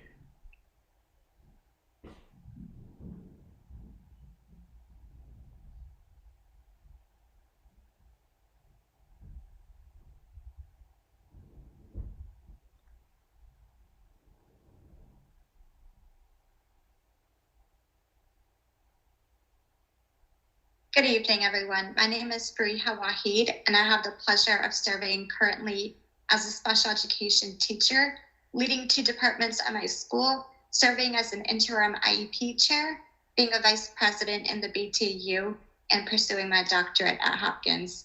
Today, I want to talk about how we can support recovery planning, particularly for students with disabilities. So I want to acknowledge and celebrate all of the amazing growth that we've had in the district thus far. The R3 stakeholder efforts truly have been more collaborative than any previous effort. I attended 2 listening sessions and felt like my input was being heard. I also want to celebrate Dr. Brooks in the Office of Special Education for her collaboration and problem solving with BTU. Dr. Bathia for her support to CLM 6. Jalima Alisea, the Director of Specialized Learning, for her leadership in recovery planning and stakeholder engagement. And lastly, I want to acknowledge that we've gotten a lot of money, $1.2 billion, to support summer learning and enrichment. So I want to talk about some things that we can do, gaps that I see from my perspectives. Currently, we're in a national crisis. There's a backlog of special education assessments. So as a district, why don't we just order more testing kits and pay educators and providers more money to complete the tests in an expedited fashion? This would get our students with disabilities to get more support much more quickly on and save the district from liability on the back end. Some people like myself are frankly strapped too thin, working 2 jobs right now and only getting paid for 1. So, this is the second time now that I've been the IEP chair, because the IEP chair, different people have been out due to maternity leave. So let's create a new central office position using central budgets to cover, somebody coming in and supporting during these moments. Because frankly, it's not fair to our students or to our educators to do 2 jobs. Lastly, as a system, we're not incentivizing people to work during the summer, and we're not systematically maximizing time beyond the workday.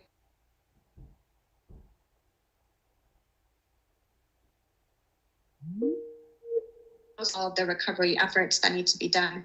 North Carolina is paying people $10,000.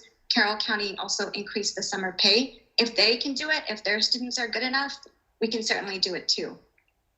So here's a summary of my 4 steps. Thank you very much.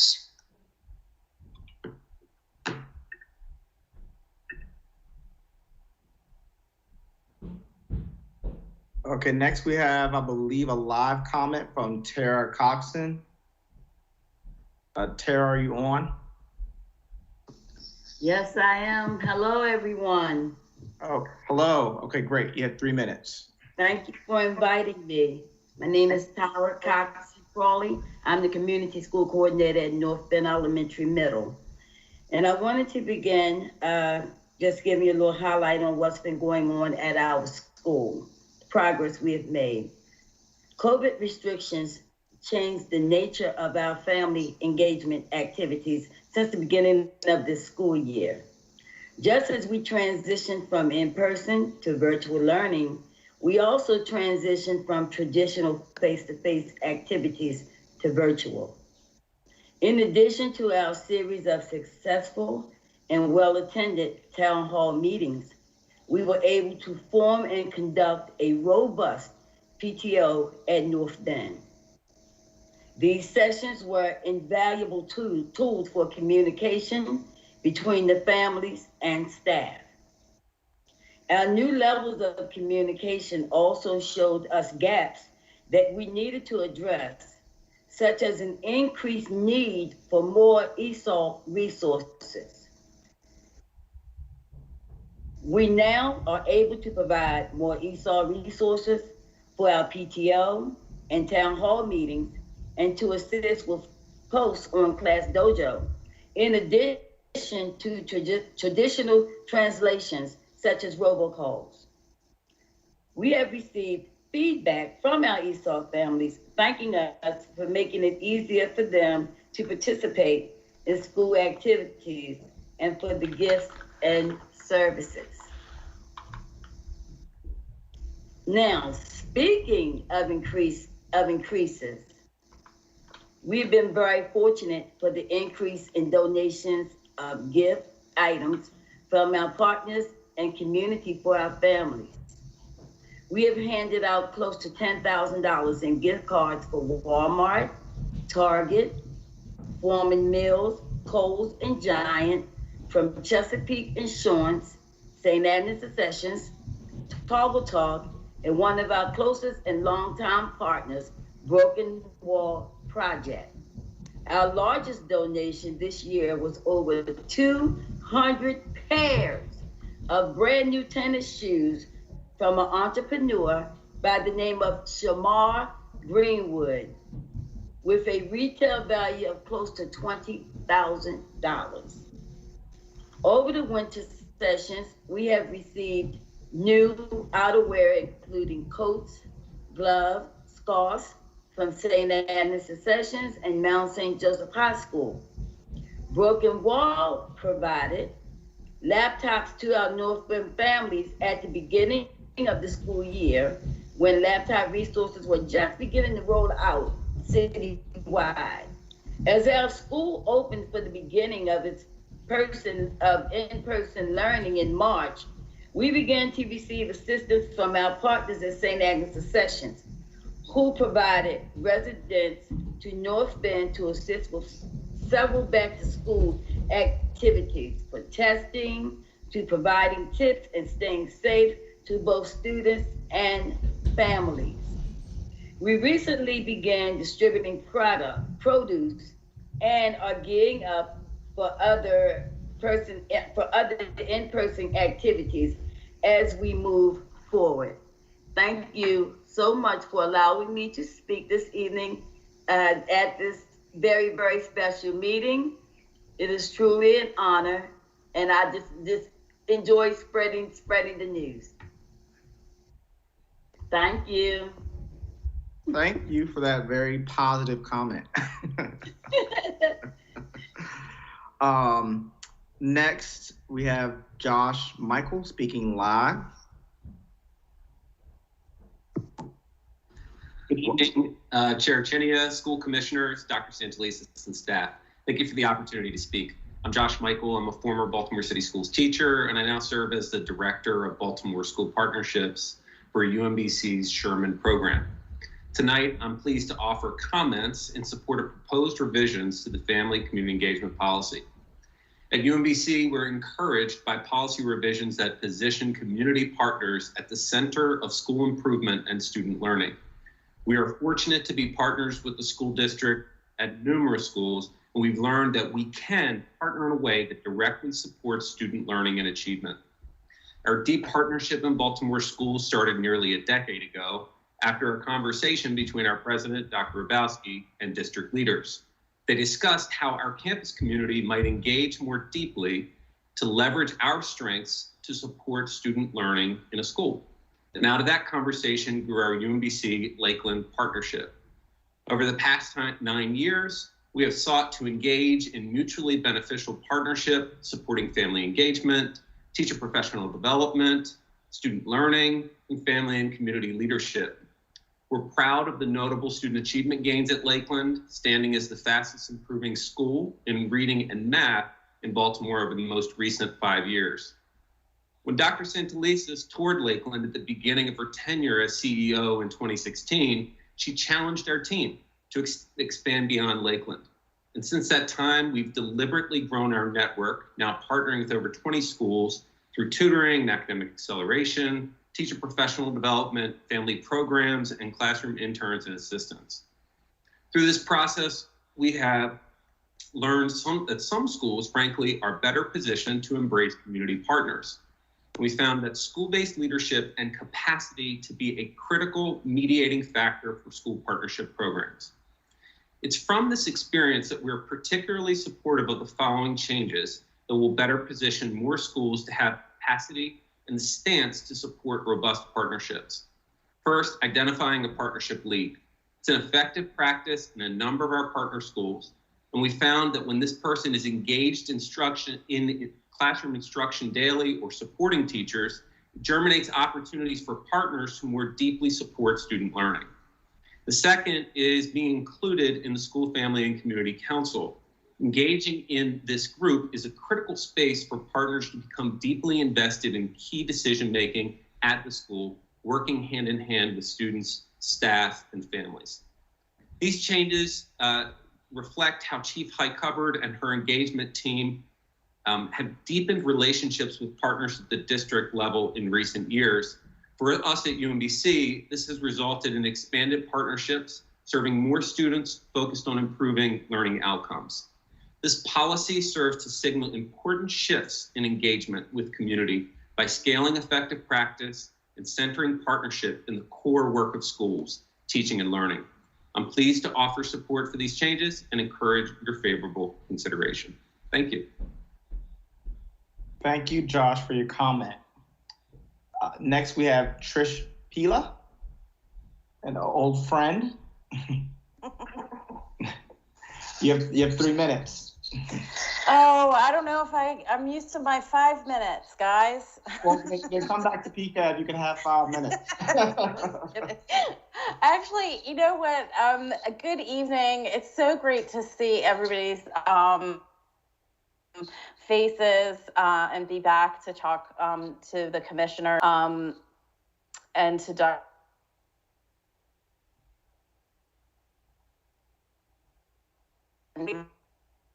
Josh really just said everything that I was going to say. So I just echo everything he said. As some of you may know, I currently work at Code in the Schools as the director of operations, and so that entails me working with our partners, and Baltimore City Schools is one of our partners, and we are in I think 12 schools this year.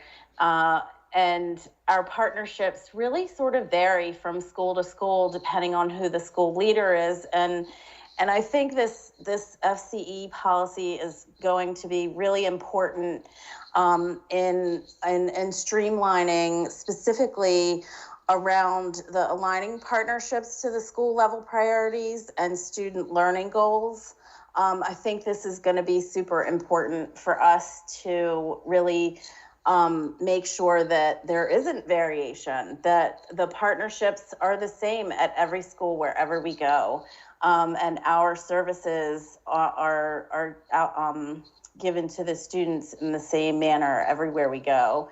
And that will only benefit our young people across Baltimore City. So I'll just really wrap it up there. We as a city school partner really support the FCE policy revisions and hope that you all will pass it tonight. Thank you for giving me a minute, and it was great to see everybody again. Oh, I do want to say that Tina's partner meetings this year have been phenomenal, and I see that as a wonderful and optimistic, like just the opportunities that are going to keep going with this FCE policy, and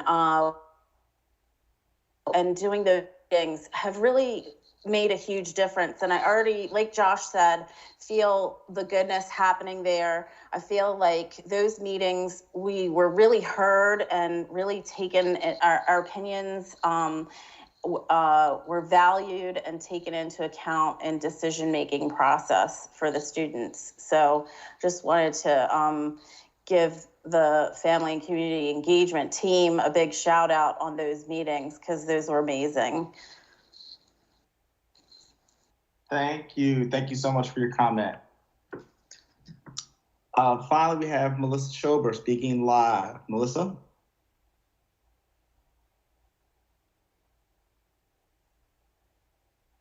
Hello, good evening. Can you hear me? Yes, we can hear you. You have 3 minutes. Thank you. Great. Thank you for taking my testimony. I wanted to make it clear that I'm speaking personally and not as a member of PCAB this evening. I'm speaking about policy JKA. First, in JKA-RC, section 3 adds item F that reads, if the IEP team has not convened a manifestation determination by the 10th day of removal in the school year, the student must be returned immediately to the current educational placement unless the student's parent or guardian agrees otherwise. I'm really concerned that this section is unclear and looks as though it might be undermining protections afforded to students and families in 20 USC 1415K, which states that within 10 school days of any decision to change the educational placement of a child with a disability, the local educational agency and IEP team shall review all relevant information in the student's file. This item, when combined with a section that addresses suspensions of less than 10 days, is confusing for parents and families. Second, in JKA-RA, the policy requires the CEO to set clear expectations for the roles and responsibilities of city school police and other law enforcement personnel who may interact with students in schools or school-sponsored activities to support positive school climates. While I welcome these expectations, this is insufficient. School police, like the General Baltimore Police Department, are protected by the Law Enforcement Officer's Bill of Rights, and as such, their conduct cannot be curtailed by the CEO.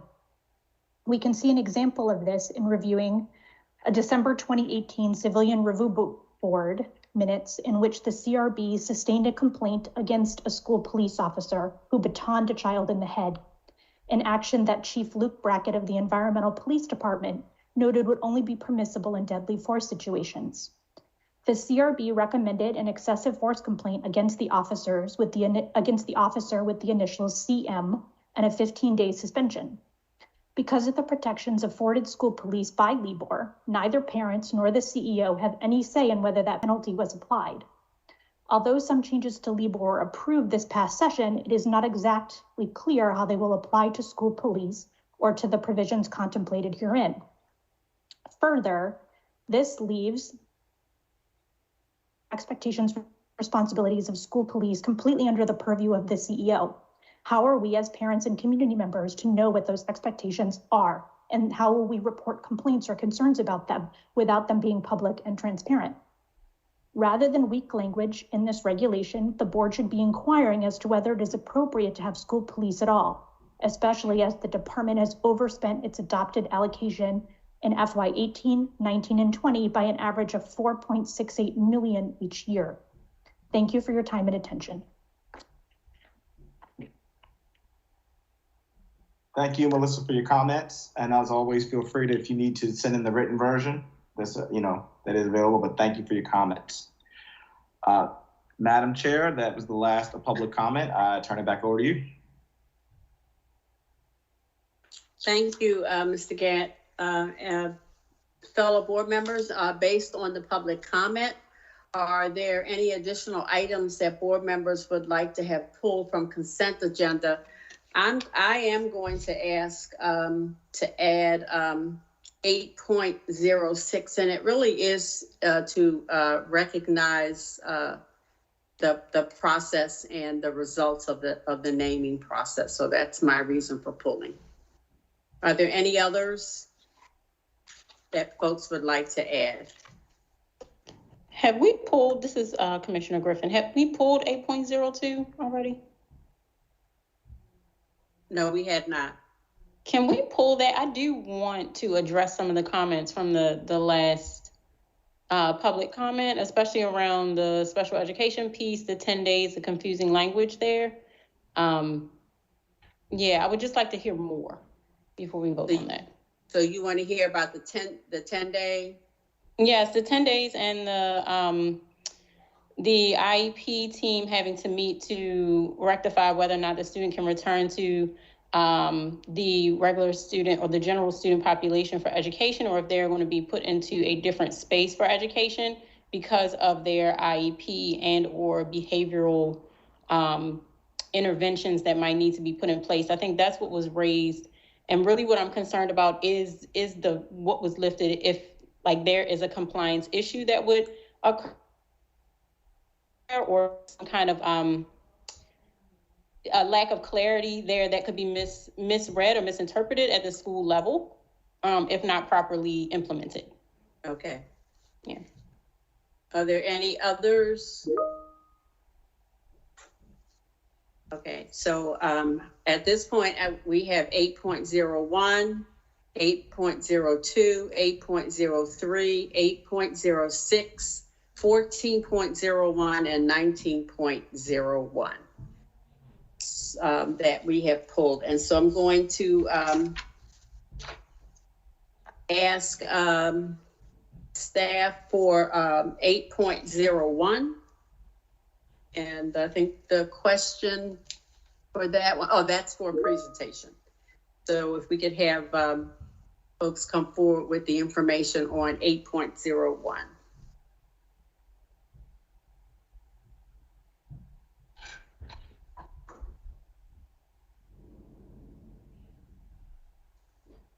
Thank you, Commissioner Chinia. Good evening, everybody. I just want to say that we are very excited to come to you tonight to share our second reader of Policy KCA, Family and Community Engagement.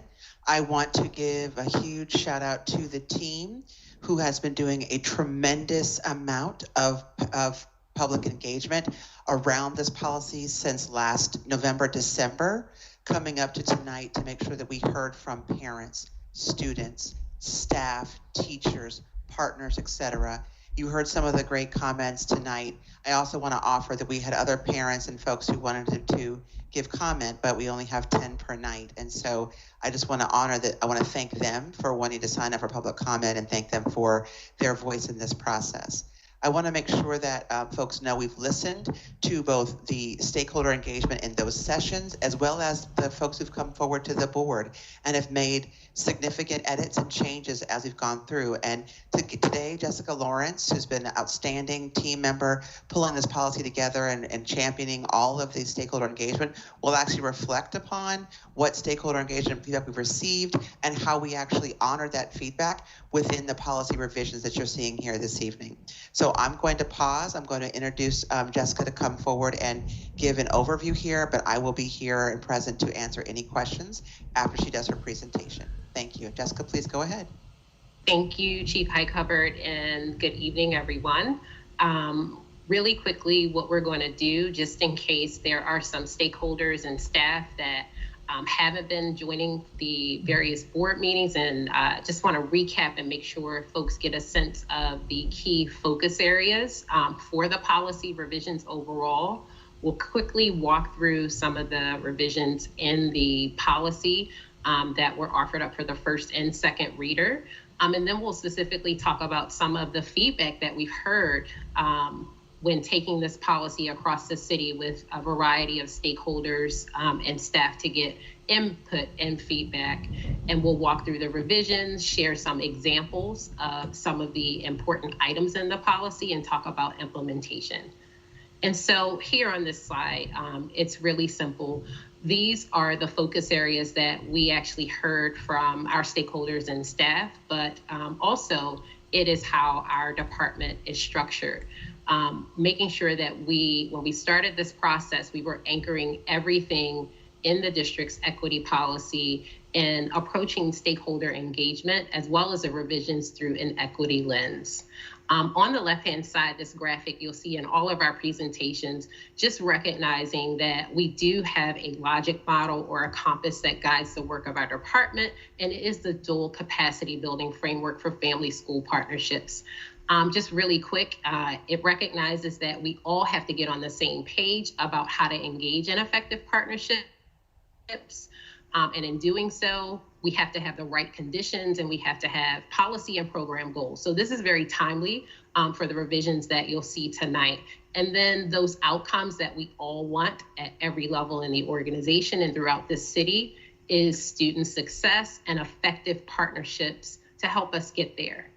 Next slide. An overview of some of the key revisions to the policy include, again, as I mentioned, aligning all of our FCE strategies and goals and plans to the equity policy. We recognize that while we have the policy in place to anchor and create a standard for how we move the work, we have to really drill down in community and in partnership with the stakeholders who have to see this through and staff, and make sure that they're at the table when we're developing those implementation strategies through guidance, our administrative regulations. And so you'll see here that some of that work is in progress because we've heard from stakeholders and staff that they want to be at the table when we develop those guidance documents, when we develop our trainings and professional learning opportunities, making sure that those voices are incorporated in everything that we do. Youth and adult partnerships is a core component at every level in some of the sections in the policy. And again, building capacity and evaluation and assessment of stakeholder engagement is anchoring all of the revisions. Next slide. I want to spend some time just really walking through some of the explicit feedback that we've heard from stakeholders and staff for the second reader. We got a great deal of useful and relevant feedback where we needed to make some shifts, and much of what we heard from stakeholders was already included in the policy, but we wanted to acknowledge and call out what this meant for what we heard and how we responded to that. So in the left column, there are some ideas that bubbled up, and this is how we responded to it. Defining two-way communication. We did include feedback that was reflective of what we heard from staff, families, parents, and partners, and youth around what that should look like. And so what we determined is that the best type of two-way communication is driven by the unique needs and preferences of school communities. I think earlier in the public comment, we heard from Montebello that they developed those tactics that you heard them talk about in community with their school family council members, parents and families, and that's what we intend to do in this policy. Aligning family and community engagement to academic goals and school-wide planning. We're going to be partnering with the Office of Achievement and Accountability to ensure that our school, family, and community councils are aligning their efforts.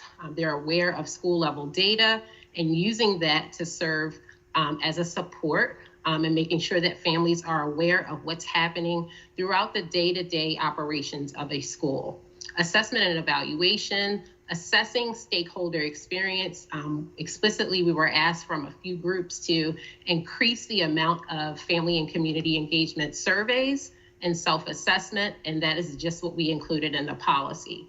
Tracking and monitoring of school, family, and community councils and decision-making across all schools, and then making sure that we have guidance that explicitly spells out what that looks like. And then capacity building, super important for our work. We're very excited to announce that we are launching the first cohort of our FACE Fellowship. We have about 24 schools that are really going deep in family and community engagement, and they are working right now. They'll be amongst the first to implement some of what you see in this policy. Next slide.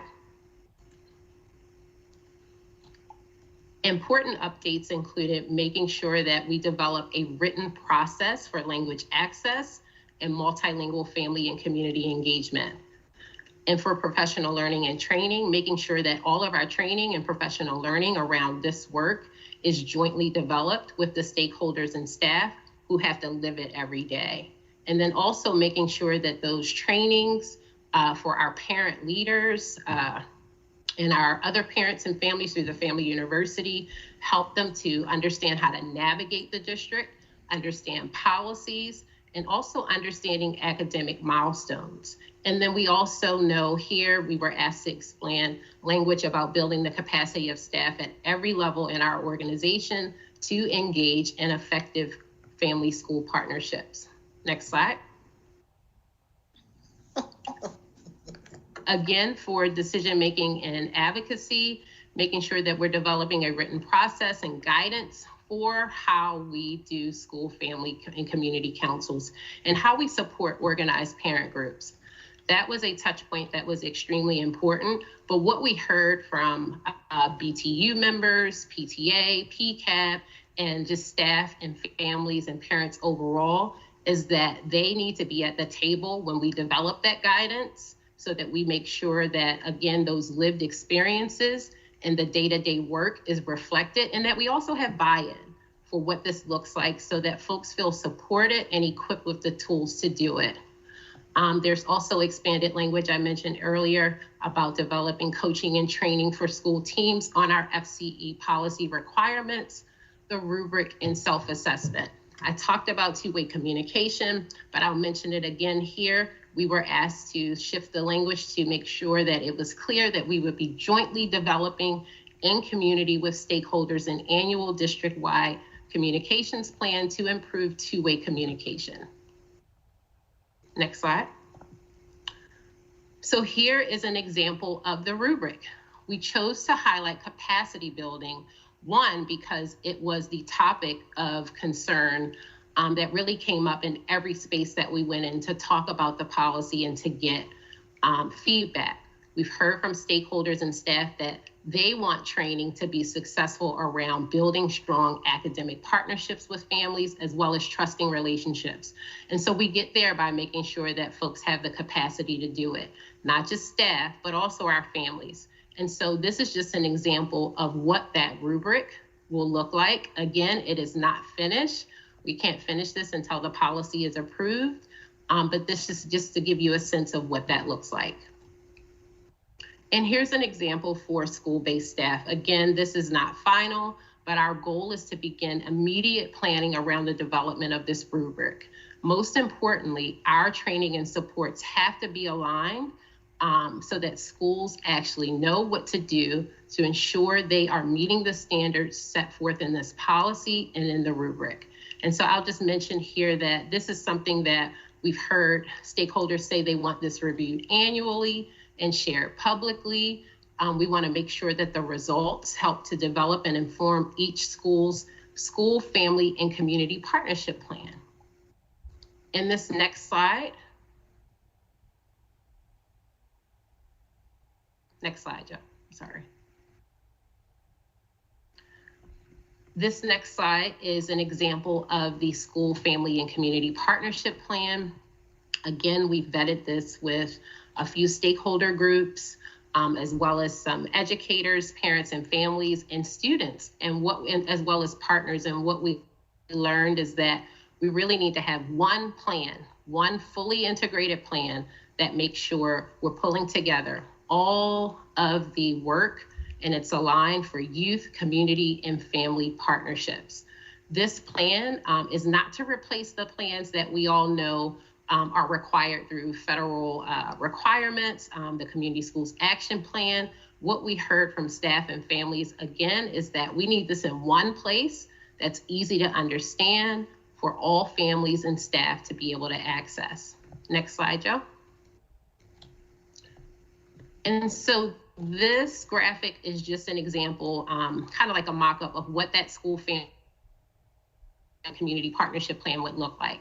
Again, this document is really about making sure that our families have access to a resource that they can easily understand and take action with what they learn. And so this is not about creating anything new for the district or schools, but it's pulling together all of the supports and plans that exist in our schools in one place for families to be able to access at their fingertips. We're very proud of this because it's actually one of the things that we've heard from hundreds of stakeholders. How do they know what's happening and how do they access the many resources that are available to them to support their students and their families? And so this revisioning of the family engagement plan, the homeschool compact, and then including the Community Schools Action Plan is one example of our immediate efforts to improve two-way communication and make sure that families know what's happening at their schools.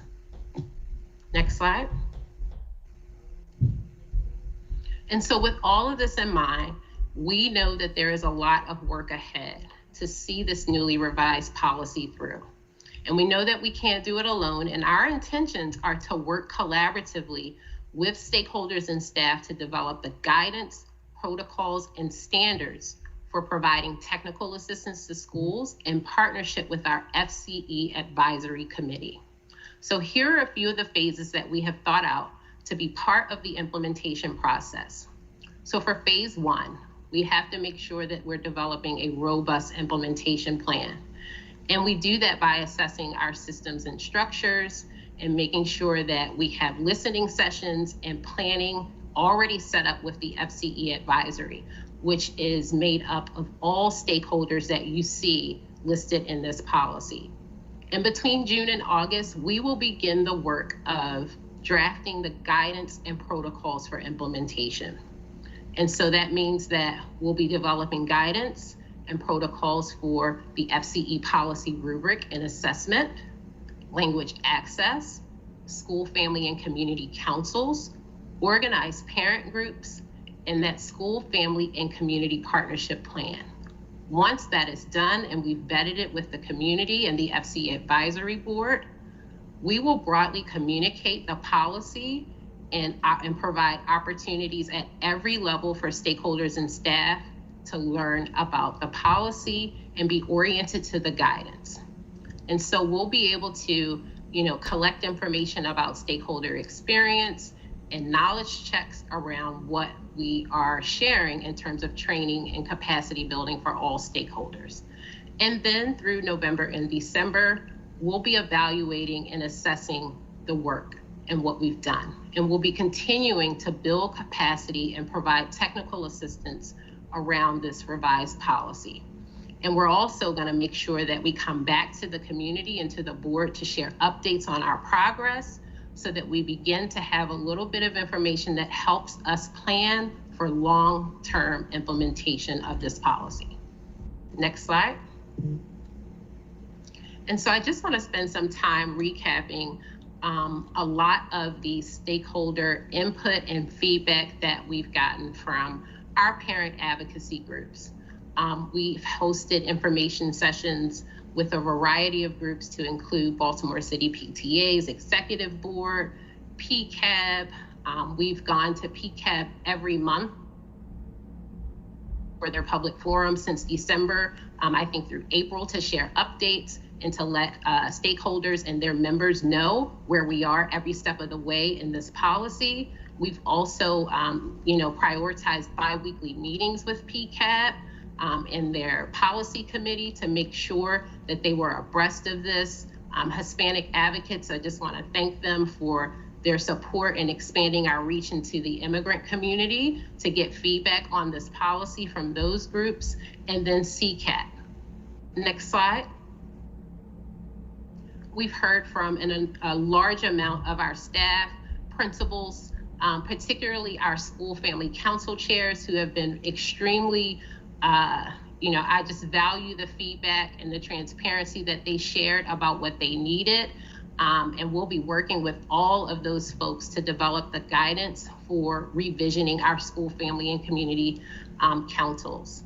Our parent leaders and FCE liaisons, every single quarterly training and touch, we've worked with them to get feedback, our operators and school advisory teams. Next slide. And then our youth. We've heard from a variety of youth advocacy groups and students through surveys, emails, one-to-one interviews, focus groups. And so we just want to call out that feedback is realized in the revisions to this policy. Next slide.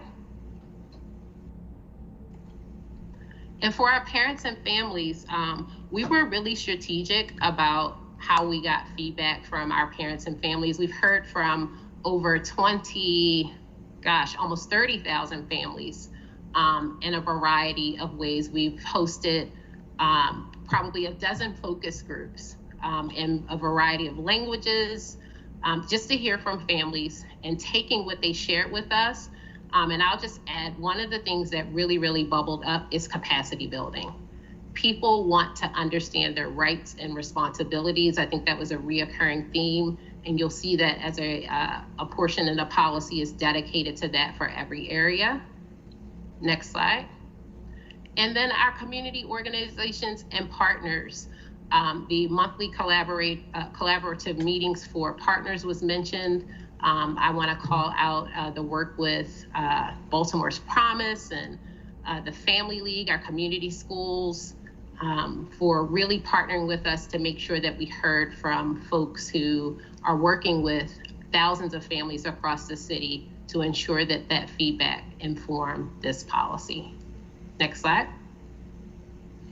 And so this slide is just really, again, shouting out our partners. We want to thank the Teachers Democracy Project for providing us with spaces to connect with their families, the Mayor's Office of Children and Families, CCAC, the Movement Team, PCAP.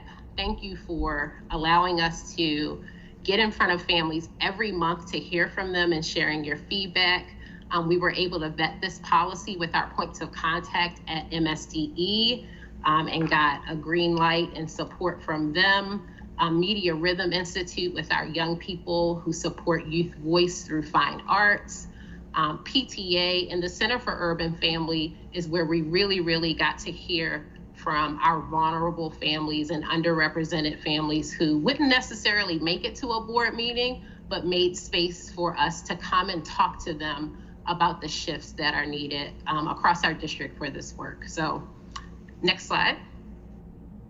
That concludes our update on the second reader. And thank you all for allowing us to share. And I just want to add one last note, Jess, of thanks to you and the entire team for all the work that you have done. This has been a tremendous lift. I want to call out the fantastic work of the whole entire family community engagement team. And the one last thing I would like to add is that Jess talked about the next month after the policy's passage, hopefully, of what we're going to be doing. And with an implementation plan, these things aren't going to happen overnight. We know we have a lot of work to do. We heard that back in our feedback sessions. And so the implementation plan will then guide us over the next 3 years for how we phase in all the components of the policy. So I want to make sure folks understand that the school family community councils, sorry, Jess, will not be changed on September 1st. What we're going to do is a gradual evolution of all of these strategies to make sure we are honoring this policy. And we would love to come back to the board at the close of 2021, November, December, and share with you the implementation plan so you can see how the work is being phased in. And with that, I will close, and Jess and I are happy to take any questions that you might have. Thank you, Chief Hightower, and thank you, Jessica, for the presentation. Any questions or comments from a board member?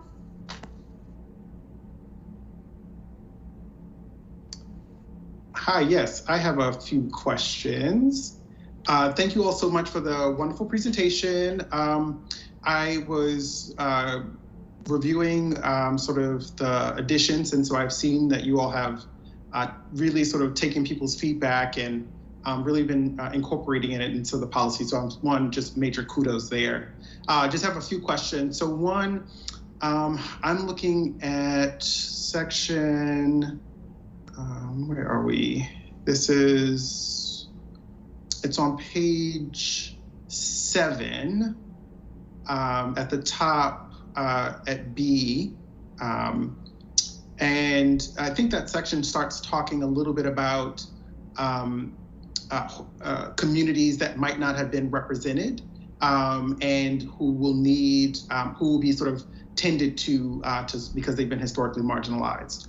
And I was wondering if there was any intention by not naming historically marginalized group explicitly in the policy as examples to sort of make that really clear about some of those types of communities. I know we have an equity section that kind of generally names historically marginalized, but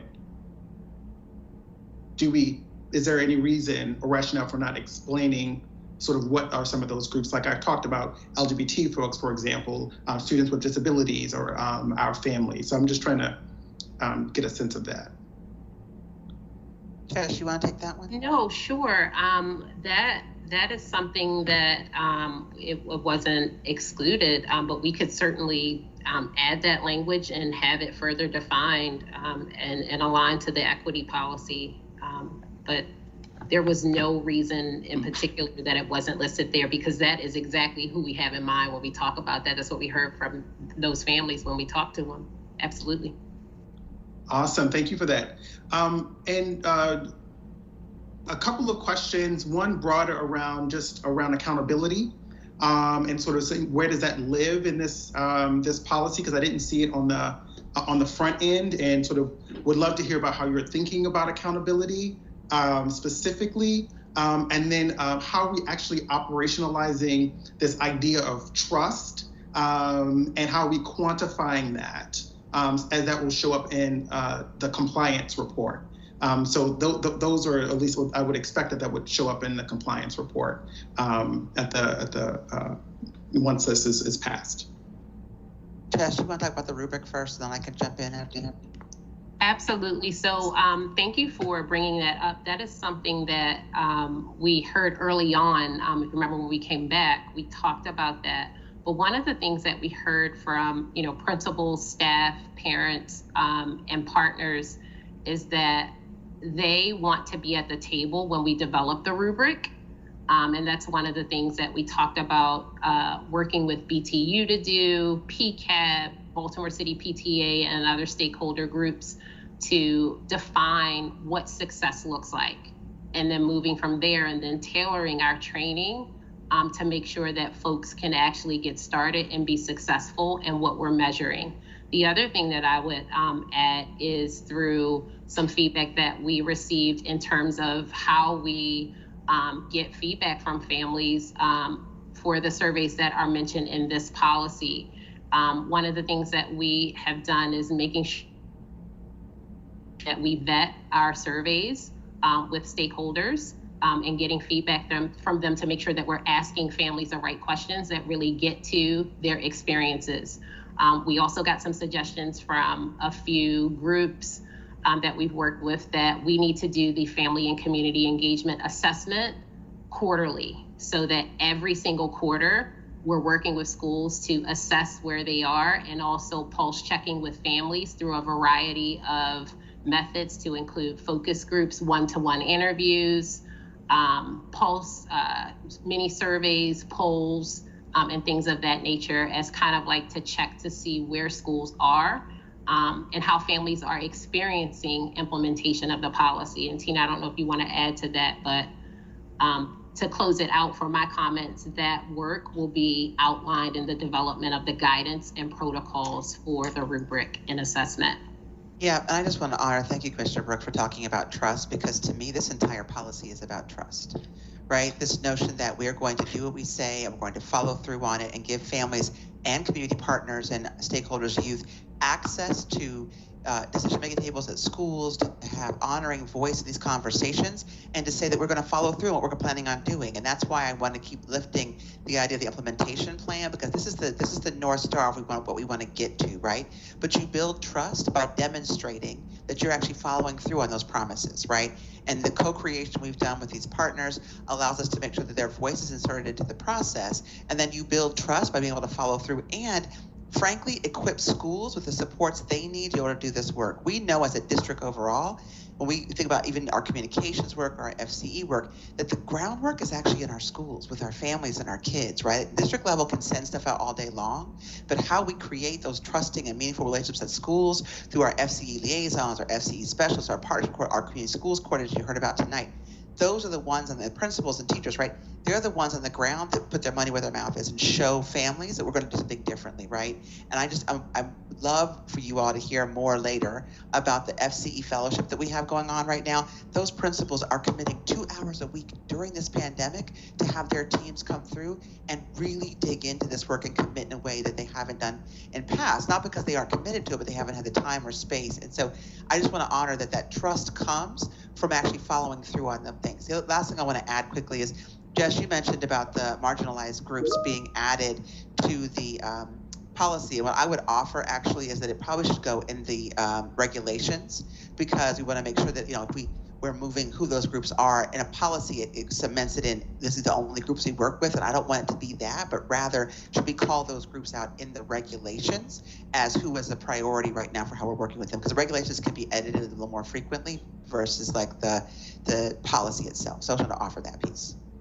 Yeah, thank you for that. So I just have two reflections. And so one is the piece around accountability. I think as a strong policy, it would be helpful to just have language saying we will work, or some sort of language around we will work to establish co-create metrics with community members and where our stakeholders, and then that will sort of be rolled up into sort of this broader piece of supporting, like, when these things don't happen, we expect X, Y, and Z to happen as a governance responsibility, so that the board member will get a flag and say, hey, these folks are not operating in the policy, and therefore might need some additional support resources. So for us, that would be the flag that something may not, and that doesn't have to start immediately, given that it's such a robust policy, but I do think some language around accountability feels really, really important. And also the naming of spaces where families who may not be getting the access or the resources or the information that they want know where to go in order to sort of lift up concerns that they might have with their particular schools or with how information is being handled or not handled. And I feel like that is a part of strong, solid policy. So that's very clear on the governance side, what's going to come forth. And then I would just also add on the trust piece is that if we're using trust, and I believe everything that you said, Chief High covered, is that, but also there has to be operationalized, right? So in the policy, we're defining trust as these things, a commitment to ensuring that families have well in advance notice so whatever you're quantifying it is, and you could look at trust research from leadership development space or whatever that thing is, to be really explicit, because it's not something that is like not measurable, it is quantifiable. And I think if we're going to put it into the policy, it would be nice to have an articulation of what and how you're operationalizing trust. It's not just a one-to-one, but as a structural dimension of that. And so, and I can also provide resources if you need some additional resources and supports around how do you examine trust as an organizational foundation for moving organizations forward around any number of metrics. And then lastly, around naming the marginalized groups, we have those laid out in other policies. So I'm thinking of, like, for example, knowing that things could change, we could just have examples and say, not language around sort of these particular groups, but not only or limited to kind of show up in the policy. As such, they already live in other policies too. So for consistency's sake, it would just make some sense to me that we would have some naming, even if they're just with the recognition that these might change over time, sort of built into the policy piece. And thank you for that. And I appreciate the acknowledgement of the trust metrics. I think what's challenging for the work is that we don't want to build the full rubric and the accountability measures until the policy has been passed, right? So it's difficult to put it actually in the policy. We want to make sure that we have had the voice of everyone sort of filling it in. And to me, what you're suggesting actually fits in the regulations about the implementation, because the policy is the what, and then the analysis of like the accountability and how we're doing this is in the how. We're going to report back to the board and back to the community about what has actually happened. So I would just offer that it could really go in the regulations very easily, and those edits are well acknowledge those edits. Yeah, and I would just say that I appreciate that, and I think it's more of a policy piece, actually. I think it is in how we describe, because the policy is supposed to establish the guardrails by which the thing is supposed to be implemented. And so for me, that's not a regulation piece. That is actually accountability, as we see in other policies. This isn't new. We have an accountability section to some degree in almost all of the policies. Doesn't show up in the regulation. And so it could be there, but I do think that it should also live as a stated policy in the policy itself. Yeah, and I agree with you. The actual rubric itself of having one is in the policy, right? But the actual form of what we're putting in it isn't sitting in the policy. It's the commitment to have it, and that's all I'm offering. So I would make sure clear about that. I agree with you that the idea of accountability to the board needs to be in the policy, which we've put in there as the creation of this rubric to make sure that it's honoring the very things that you're talking about. So I appreciate that. I want to see if any other board members had a question or a comment. Not. Is there a motion to approve item 8.01? Commissioner Roberts, I move the approval of procurement 8.01. Okay. Is there a second? Second, McFadden. Okay. Okay. And those in favor, Commissioner Bondima? Commissioner Chinya, Commissioner Bondima had to Oh. be. Okay, okay, sorry about that. Commissioner Brooks? Commissioner Griffin? Yes. Commissioner James? Yes. Commissioner? Yes. Commissioner Reed? Yes. Commissioner Roberts? Yes. And, all right, I'm in favor. Those opposed? Commissioner Brooks? Okay. All right, so this item is approved. We have 6 in favor, 1 opposed, and 2 absent. Thank you. Thank you very much, everyone. Thank Madam you. Chair, can I just simply offer a clarification for the minutes?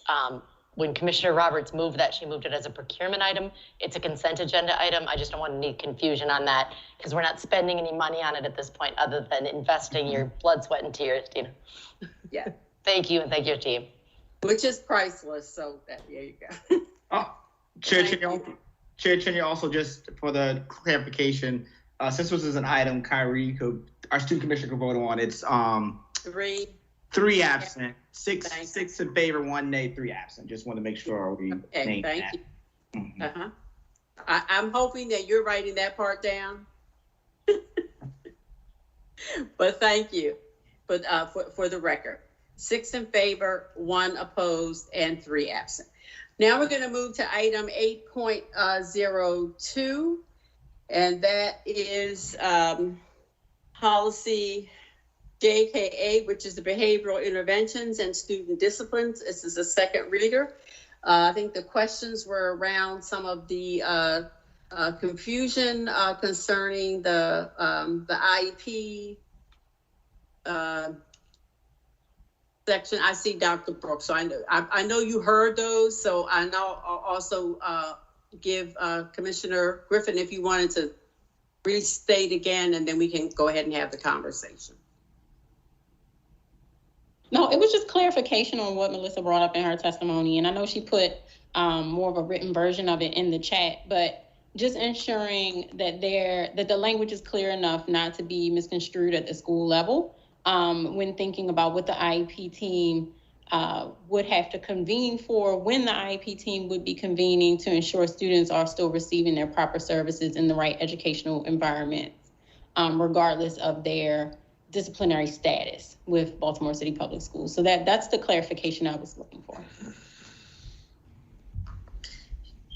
Yes, good afternoon. This is Lori Hines, Director of Student Conduct and Attendance. Good evening, everyone. So just for clarification, if you look in JKA RC, it does clarify and it addresses the immediate referral to the IEP team if the student with disabilities suspension is going to be 10 or more days, or more than 10 days, I'm sorry, which would be a long-term or an extended suspension. And it makes clear in that section that a manifestation meeting is required. And to ensure compliance, we do provide guidance to school leaders as well as IEP chairs and IEP teams on what that process is. The Office of Special Education also provides monitoring and support to schools to ensure that that is actually followed. And we do also provide guidance to not wait until we get to those 10 days, but to provide a referral if the student is even getting close to like 5 days, to put some resources in place to ensure that we don't even get to those 10 days. So to provide early intervening interventions, behavioral supports, conduct functional behavioral assessments, review and develop behavior intervention plans if necessary to be able to support the student. And Commissioner Griffin, just to piggyback on what Dr. Brooks just said, there is, as soon as our office gets a referral for an extended suspension or a long-term suspension for students with disability, that referral immediately goes down to Dr. Brooks's office, and she has a designated staff member to review that case. And in reviewing that case, the manifestation meeting must be held. If it is not, we automatically rescind the suspension. We won't even hear the case if it is not held by that 10th day. So I'm glad you said that, and I wanted to hear that, and that's what I thought, because I remember as Dean of Students going through this process, it's like you just jogged a whole bunch of memory for me. Yes. Like a little bit of flashback. But recognizing when that manifestation meeting is triggered because of the amount of days in the suspension for a student with disabilities, and that there's already someone who's assigned to that, and we'll check to make sure the school is following that policy. We had a great IEP chair at Bliss, and she definitely was on it whenever we had any of those situations come about. I think the other question I'm going to ask right now is more so in the implementation realm, just a little bit, and thinking about, we have students that are continuously coming back to school, and next year we'll have even more students in school, and some their behaviors may manifest in different ways, and so adjustment to different settings may trigger certain behaviors in students. And so just thinking about how the office may be prepared and preparing staff for an uptick in the need for assessments or manifestation behavior, and thinking about a lot of the testimony we heard tonight from our special educators in their concerns around assessment needs and being able to do them very quickly, and even having the test readily available, and or the floating IEP chairs. I experienced that, so that also kind of triggered some memories for me, but just putting that out there as a flag. I know that's not necessarily something this policy handles, but just thinking about that with you all as a team for sure.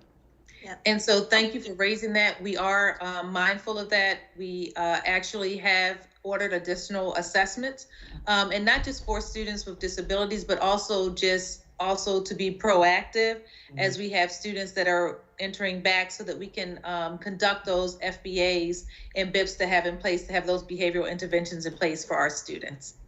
Yep. So thank you so much. Thank you all. Are there any other questions? If not, is there a motion to approve consent item 8.02, which is policy JKA? So moved, Griffin. Is there a second? Second, James. James, all right. And those in favor? Commissioner Brooks? Yes. Commissioner Griffin? Yes. Commissioner James? Yes. Commissioner McFadden? Yes. Commissioner Reed? Yes. Commissioner Roberts? Yes. And I'm in favor.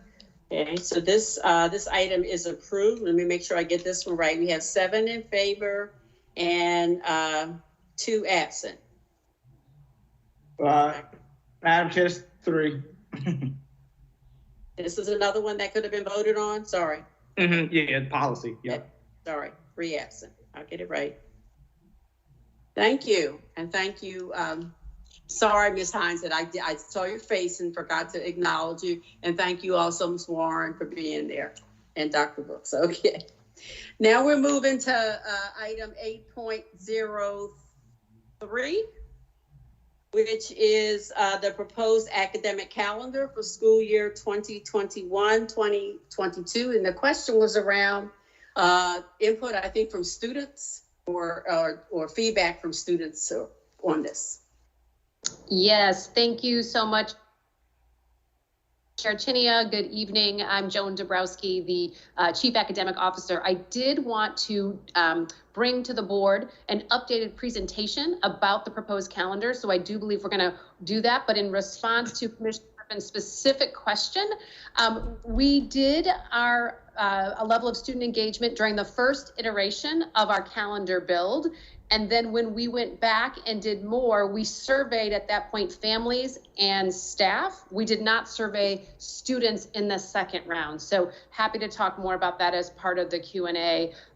But I think if we can begin, I'll walk through the work we've done since the original presentation, which came to the board in March. And we took important feedback from the commissioners on ways that we could have more community engagement and feedback as we were thinking about our academic calendar. So again, to begin with, we really recognize that calendar planning in this current context has some unique complexities as we're working really hard to bring all of our students back for in-person learning.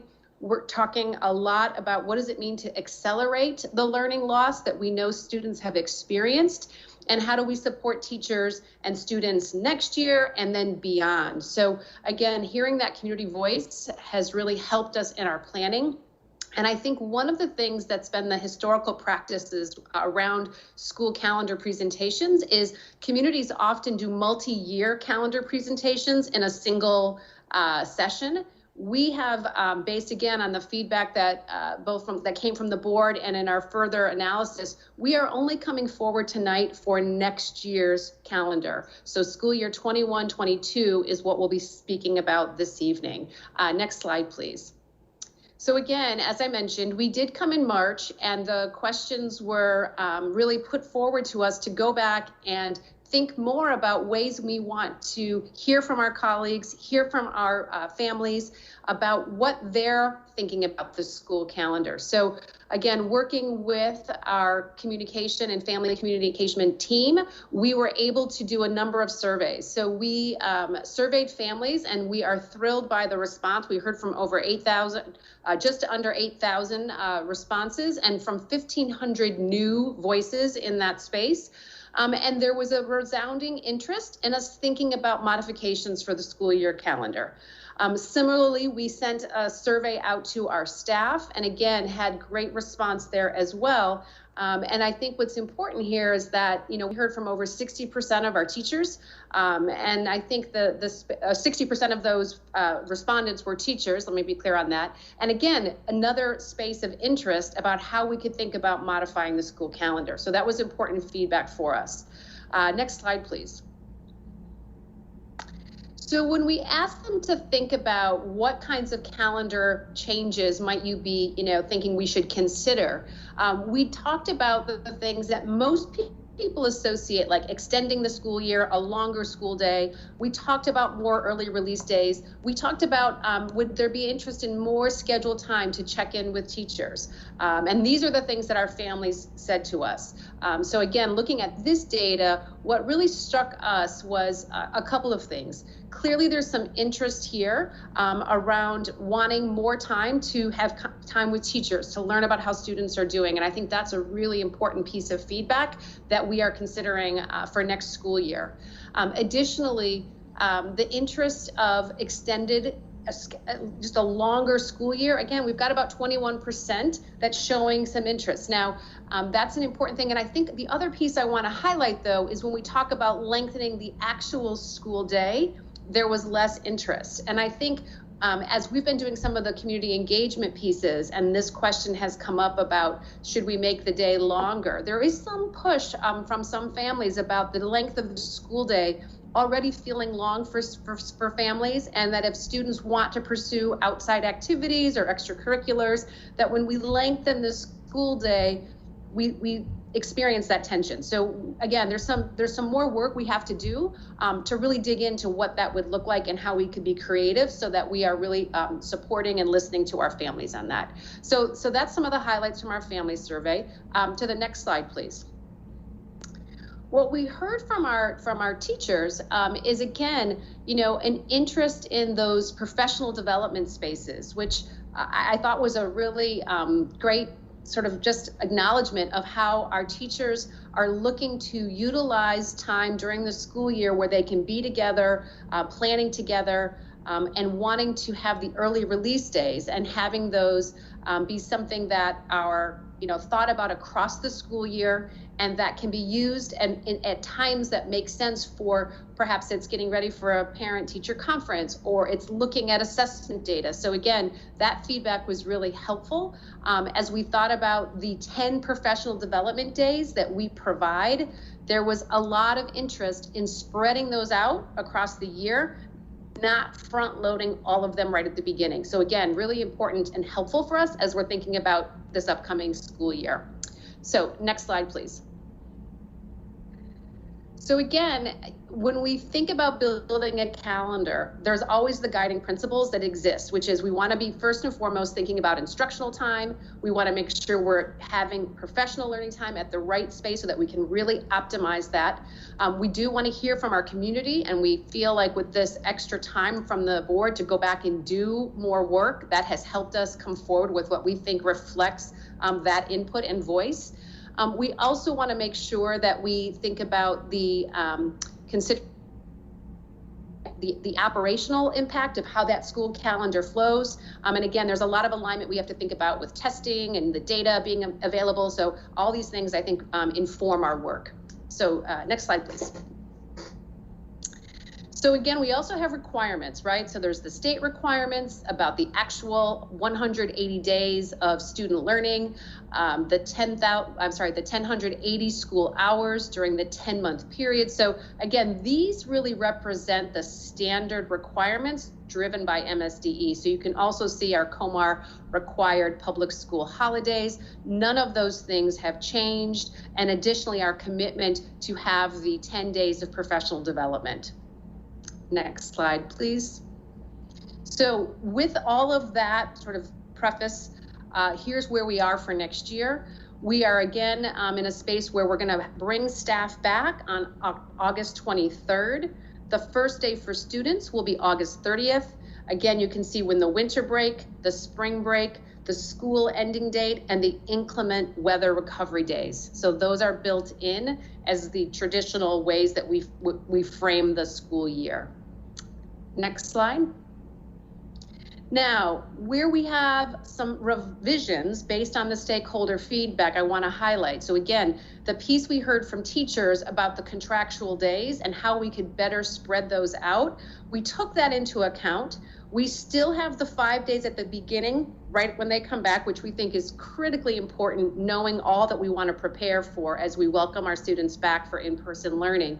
But then we took some intentional time to really reflect on the input and also think about where are the windows of time when we receive really important data, knowing that we want to be monitoring our student progress in ways that are really vigilant, particularly knowing that we're going to have students with unfinished learning. So we have reallocated these days over the year, and I think that reflects that input of really wanting them to go across the school year. Next slide. Additionally, the early release days, we have also added one, and I will say that when we did engage with Student Congress, the feedback that we heard from our students is that they appreciated those early release days. And again, so you'll see that here, we have added one in June, and again, really does help us be ready for end of year communications and engagement with families as we finish up the school year. Next slide, please. The next piece is about our parent-teacher conferences. So we have already scheduled in 4 that happen each year, but what we have taken to heart is the feedback from our families. So what we are doing as part of our reimagine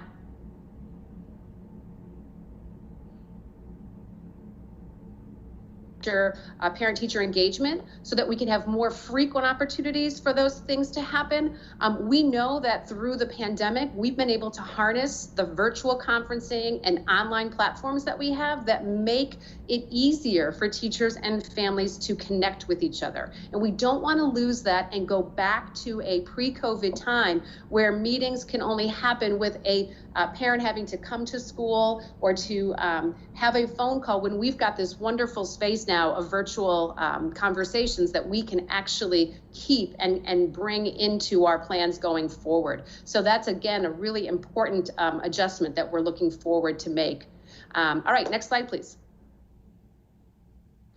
Again, the quarters shifted a bit because of the way the PD will fall in. So that just reflects that. And I think this also helps us, again, maximize some of our data as we're organizing the school year. Next slide, please. These are the traditional holidays historically that we honor and include. So those are there.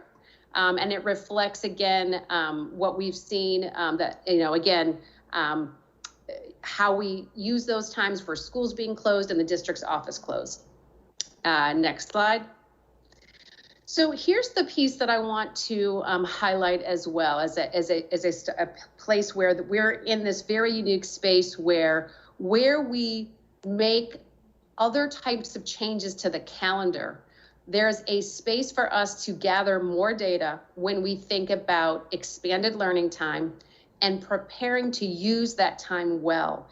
It is an investment financially. It is an investment of human capital to expand the year, to lengthen the school day. And there have been many, many studies and experiences of districts and schools lengthening the day or lengthening the school year and not reaping the benefits of improved outcomes for students. So we're very mindful of that. And as again, as groups have been looking at our plans for Reconnect, Restore, and Reimagine, we've been thinking about what we could look at time across the school year. How might we think about what we call intersession? So those times of spring break or the winter break that we typically think of vacation, are there ways we could be creative with what that could look like for some students? How might we reframe what summer learning looks like? Currently, our approach in city schools has been to have it be optional and something we recommend. Is this a space where we might say next summer for those students who are still struggling with academic learning loss, is that something we might want to say we require? And again, all of this requires important exploration and really some thoughtful planning and a lot more in community engagement if we're going to make those changes. The last thing I want to call out here is this expanded learning, expanding those learning opportunities. We are thinking about working with a small group of schools next year who may be in a place of readiness to launch some expanded learning opportunities. We want to use those schools to help us think about a long-term strategy. So I bring this all to the board to say, we are in a space right now to reimagine, and we want to make sure we're intentional and thoughtful in that planning. So I would look to the board to say that as we recommend for tonight's vote to focus just on next school year, to anticipate a reimagined school year calendar for school year 22-23 as we dig into these important aspects of the planning. And so the next slide, please. This next set are slides that you've seen before, and they just highlight in a calendar format the days that I've just walked through. So I think we can move quickly through those, but you can see the blue represents professional development. And again, the early release days are highlighted in green. And again, the winter holidays and things are yellow. So that's just as you're sort of paging through those, you can see those reflected in this version. And so with that, that is our proposed calendar. And I would like to give a shout out to Aquila James and James Torrance, who have done the deep work with that. And then I'm happy to respond to any questions from the board. Okay. Are there any other questions? Commissioner McFadden? Madam Chair, thank you. I don't necessarily have a question, just a general statement. I appreciate the attentiveness to the revisions and the time and around it. I think this coming school year, and I appreciate us only looking at this particular year as we're continuing to get input and feedback from the community and from teachers and from principals and from parents. And I think that's a good thing to do. I do think that we should, and I know that I mentioned this before, and we were kind of just talking about it, how we look at this pandemic structure of Wednesdays, right? And how Wednesdays are utilized for interventions, for exploratory options, for personalized instruction, responsive instruction, tutoring, asynchronous work.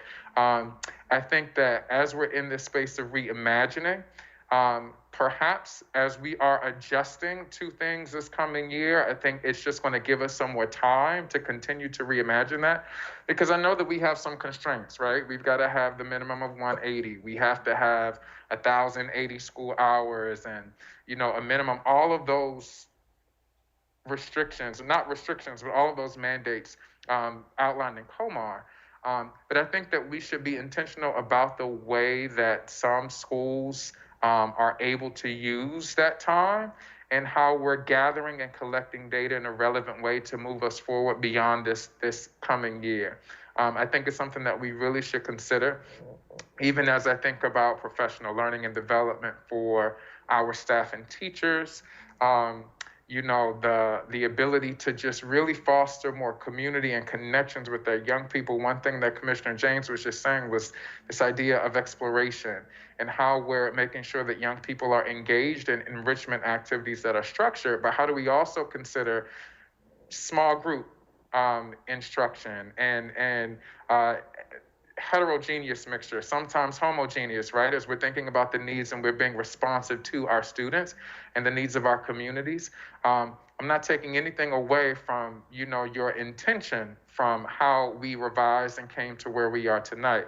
I just think that this thought of reimagining, as we heard tonight from several members of our community, I think that we have to continue building on the work that we're initiating now and intentionally involving the members of our community, our students, hearing from them, seeing what works, analyzing our data to see what is the best option for our young people as we're focusing on acceleration. I think that I just wanted to make sure that we raise that. And I know that this is going to be an ongoing conversation with all of the commissioners as we're moving forward, as we're gathering the data that we need from this coming year to really reimagine what 21st century teaching and learning should look like and what is best for our young people here in Baltimore City. So I just want to say, I thank you for the work that you all did. But I think that this is just opening up more conversation for us to just be more innovative and creative about the way that we are moving forward, but also data-driven and responsive to the unique needs of our young people. Yes, and I know there's lots of hands, so I'll just say quickly, though, I appreciate you particularly referencing the Wednesdays. We have gotten really great feedback from a number of stakeholders, teachers, students, families, appreciating the creative way we've used that time. And so we are certainly taking that in as we plan for reimagined schedule. So I wanted to just name that and appreciate you bringing that up tonight, Commissioner McFadden. Yep. Thanks. I saw Commissioner James and then Commissioner Brooks. So thank you, Dr. Dabrowski. I appreciate it. I just want to add on one piece, and I think it's serendipitous that the community schools policy was up at the same time.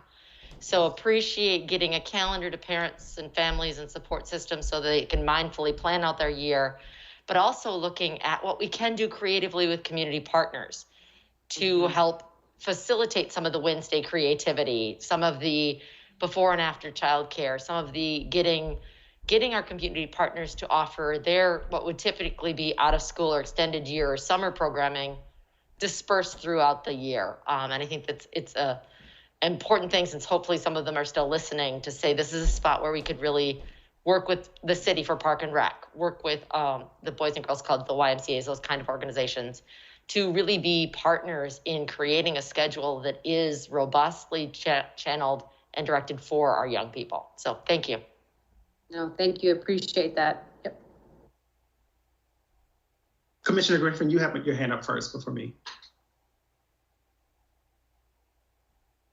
I'm sorry, Commissioner Griffin and Commissioner Brooks. I'm sorry.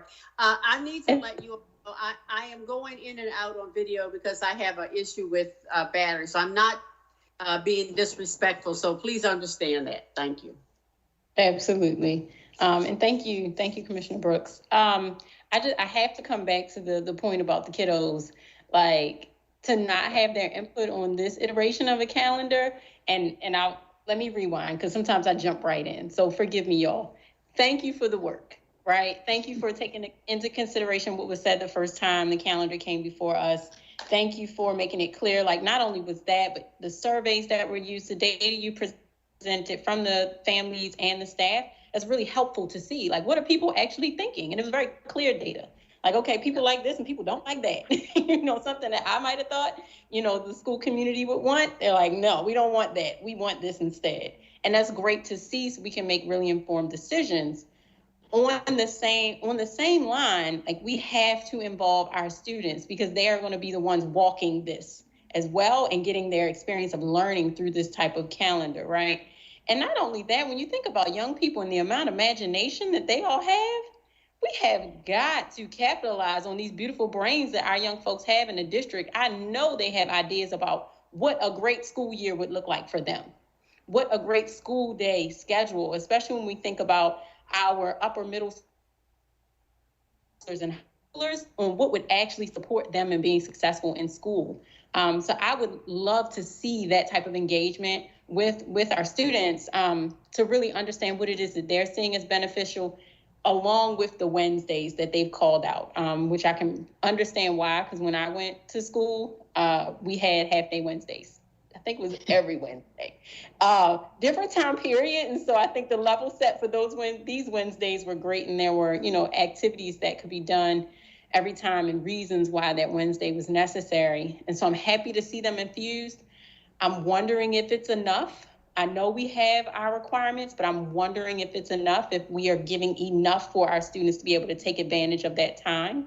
And I'm also thinking about the partners. This goes back to that resource map. Is there a way to start to support our school communities with the mapping of what community organizations? We have our large ones, but we also have small ones, right? That are working in communities that could possibly provide Saturday schools, could provide, like you said, programming throughout the year versus waiting until the summer to try to fill in a gap.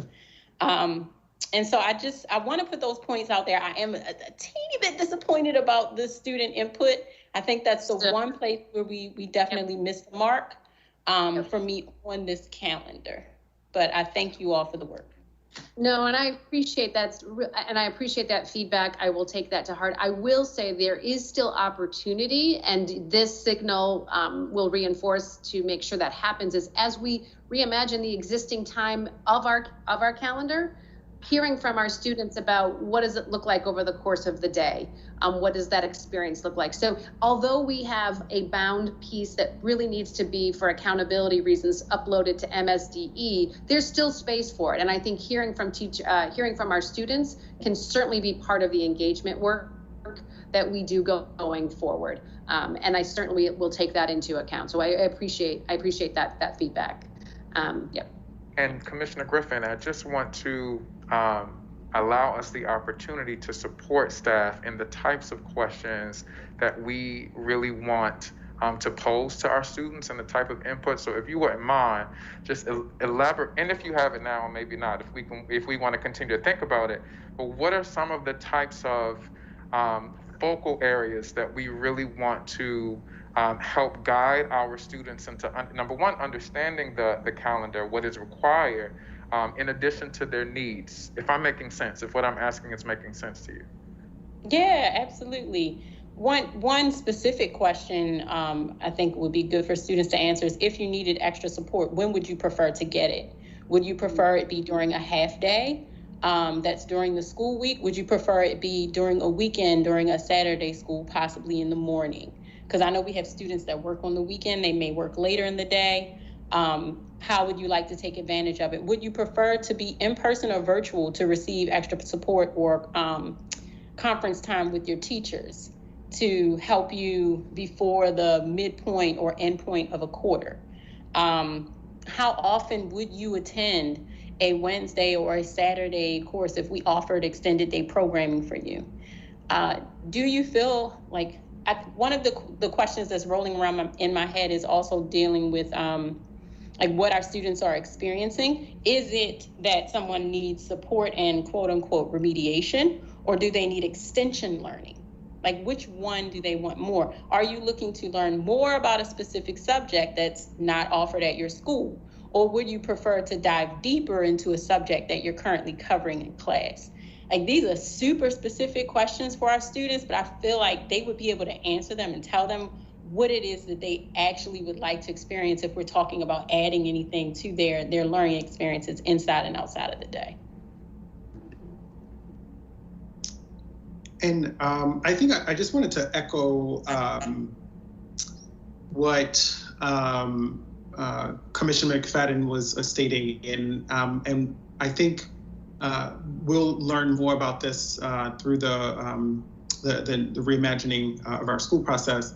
But I think sort of my question was, what is substantively different about this calendar this year, knowing the impact of COVID-19 than in our previous calendars? And sort of how are we creating space for things to be done differently, to be lived in differently, and to feel differently, both for our students and our teachers, as well as our staff, to really take advantage of, or rather meet the need of this particular moment. And I think for me, that's what is still lingering. And I know that we're going to get some more presentations, and I know that Chief Highcovered has a huge initiative in trying to gather information and moving forward. But there's something about this that just looks the same, even though there are changes. And for me, just bringing young people back into the classrooms does not feel like it's been reimagined. And so I'm just hoping that as we sort of go through this process, and even reflected in sort of like how PD has to shift to accommodate this particular moment around COVID-19 and keeping people safe, but with also all of the additional academic considerations and supports. So, so that's what I'm still left wondering, and knowing that this presentation wasn't necessarily supposed to be able to give me all of those details, but it just, the familiarity made me think, well, I can't really tell what's different. And we're definitely in a different moment in time. Yeah, no, and I appreciate Commissioner Brooks. What I will say is that the reimagined space will not necessarily be reflected in what we are submitting to MSD. They want to see that we're hitting the 180 days, the number of hours we need, that we're observing the legal holidays. We need to show our commitment to our professional development day. But what we do within those spaces is the reimagined work that we will be able to share as we continue our work with the community and our academic teams and our wholeness teams to do exactly what you said. When we bring children back, what will we do differently during the days then they are with us? And that is the absolute core of the reimagined work. That is going to be within this 180 days. It's how we use those. And I think things like more personalized learning, a real attentiveness to wellness and wholeness. These are themes that we're seeing in our community sessions and certainly in our planning. So I do want to honor that. You're absolutely right. This calendar still does reflect our traditional approach. And I think the other space is rushing too quickly to do something radically different was a real caution that we felt we needed to slow it down so that we could do the deeper work of making sure if we were going to make that investment for longer school days or a longer school year, we were going to do that work well with a level of impact. And I think that's sort of the space that we're in. But I absolutely want to acknowledge your of this doesn't seem all that different, and ask for your continued patience as we do this important community engagement and district planning and getting all those pieces together as we work on that plan. Great, thank you. Chief Highcovered, did you want to add something? Yeah. Yes, ma'am. Thank you very much. I just want to jump in and share that we still have a series of youth sessions that we'll be doing in the month of June, right, around the city with youth partners, with organizations. And I think to your, Commissioner Griffin, I wrote down your questions. And I think we can actually absolutely add those questions into those youth engagements. We also have an end of the year youth survey that's going out. It only has a couple questions because our folks have been surveyed to death. As you saw, we had 4,000 some odd responses MOY. I'm not sure we're going to get that many at the end of the school year because people are just tired, but we can certainly even add a question or two in there about like what, to Chief Dabrowski's point, like we have this frame. What do you want to see in it, right? And I think that's an easy win for us to do with the young folks in person as we do our sessions in June. I would also like to honor your comment about the resource mapping for partnerships. We are in the process of doing that right now, right? We have a partnership strategic plan that we are developing with a multitude of partners and internal stakeholders to figure out who's where, what's going on, which partners align to which schools, and then how they can actually engage in a different way and where they are located across the city. In addition to that, I don't know if you all know this, but we've set up a community advisory group as part of our neighborhood and community outreach. And that group wanted to even look at the non-traditional partners of who have not been able to engage with city schools historically. Like, not like, you know, we have our UMBCs and we have our Hopkins and we have our YMCA and our tremendous partners, but there are neighborhood-based groups that also want to engage and are not sure how to do that. And we actually just designed a work group on our community advisory led by Pastor Ben Malman. I'm going to shout him out. I've asked him to lead that group to identify those community partners in neighborhoods and think about and elevate for schools where those neighborhood associations, where those churches are that have tried to engage or didn't know how to engage and make those partnerships happen. So that work is all underway, and we'll be happy to come back and share more about that at another time. Thank you for the space to share.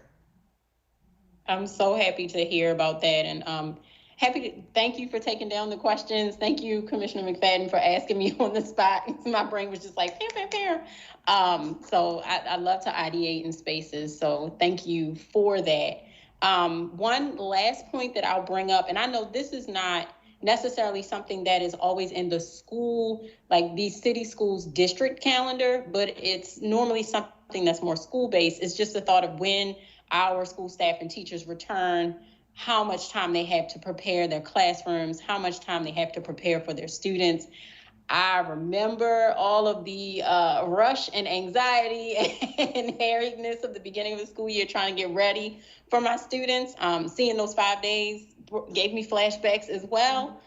So just thinking about how that's being framed to our school leaders and what other time is being built in to give access in this, trailing off world of COVID to our school community staff members who need to prepare for students before PD starts, because PD can take a lot of the day and it's necessary. We want to make sure we, balance that time. So just another thought I'm throwing out there. And Chief Hike Hubbard, you mentioned the surveys, and for students, especially if we think about, I don't know if City Schools has a TikTok, but I know we have an Instagram, like where else we can put quick survey questions.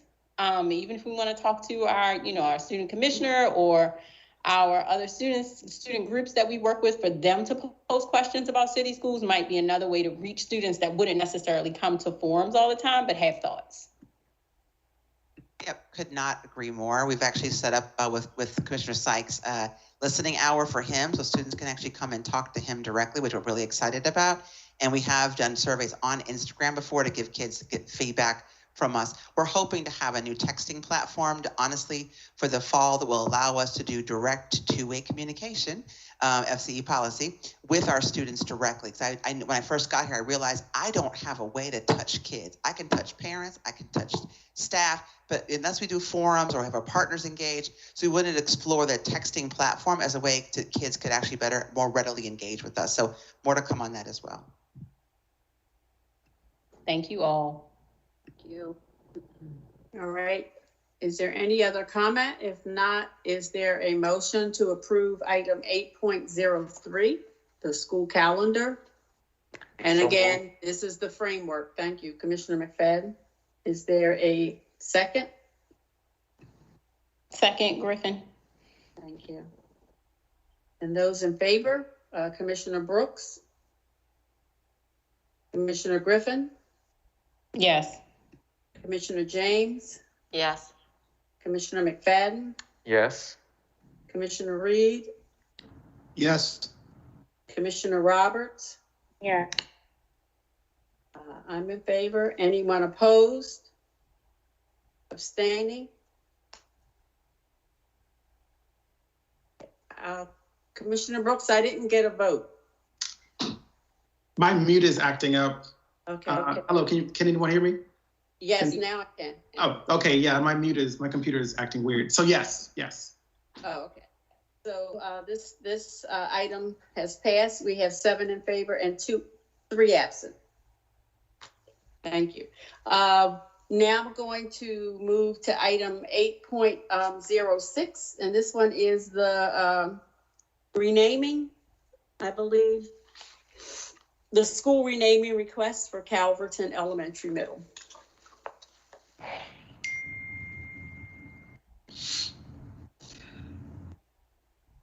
Good evening.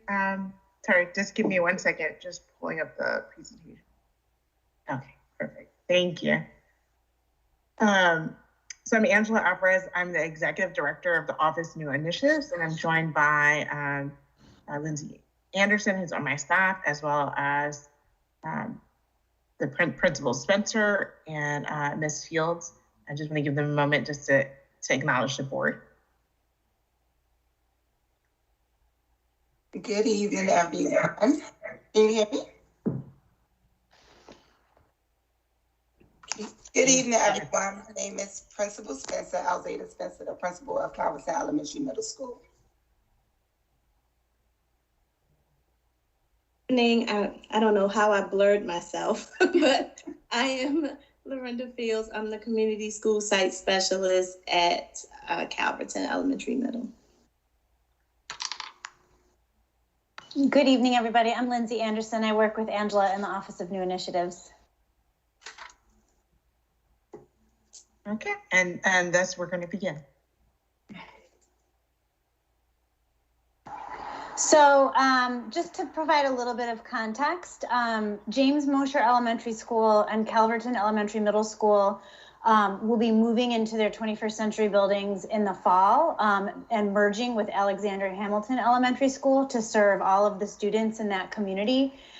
James Mosher, who we came to you last month with a request for renaming, will serve students in grades pre-K through 2, and Calverton will serve students in grades 3 through 8. So with the mergers and the moves into their 21st century buildings, we are taking the opportunity to reimagine the school identities and rename the school programs and buildings. In alignment with the city schools policy, the first step is to submit a request to rename to the Office of Achievement of Accountability. Once that request has been granted, the school formed a renaming committee. In this case, the renaming committee had members from James Mosher Elementary, from Alexander Hamilton Elementary, and community partners and school staff and families. This school has done a lot of work, and you'll hear from Principal Spencer and Mrs. Fields a little bit later on the work that they did to really engage neighborhood groups, students, teachers, and other stakeholders. So that process lasted several months for this school. I believe we came to you in January to just share that this process would be beginning. And tonight, we're here to share the results of the engagement and the vote. As a part of this process, school communities consider names of schools that we have closed in the district. So at the beginning of this process and throughout our conversations with community, we did consider the names of schools that have closed in renaming in these schools. And so just kind of a high level summary of the engagement. We started the process in January. The beginning of the process was really about gathering name suggestions from students, staff, parents, and community members. So the school did that for about a month. Once a good number of school names had been suggested, the school started one round of voting. All along the way, engaging with students in virtual classrooms, engaging with parents and community members in meetings hosted by Principal Spencer, but also going out to community meetings that were occurring, hosted by neighborhood organizations and other community organizations to share the process, to invite people to submit names, and also to invite people to vote once we were at that part of the process. We came to you in February to share that the process had started. They did their initial rounds of voting in February. In April, we came back out to the school community to go deeper on kind of the criteria outlined in the board policy. And then they did their final round of voting in May. And I wanted to just pass the mic to Principal Spencer if she wanted to talk any more about the engagement that you did along that timeline, because I know that the school community did a lot of hard work in that. Can you go back? Go back a slide. Thank you.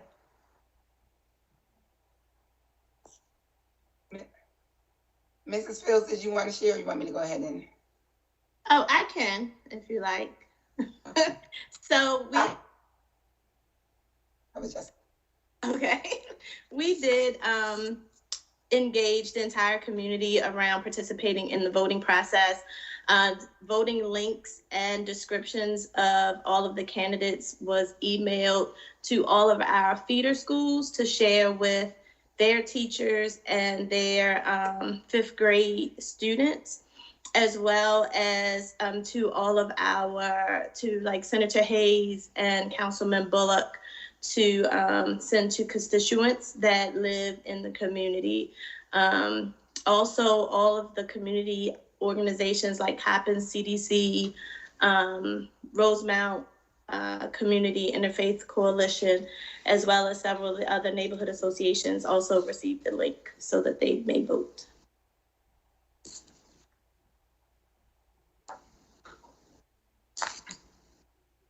So that's it.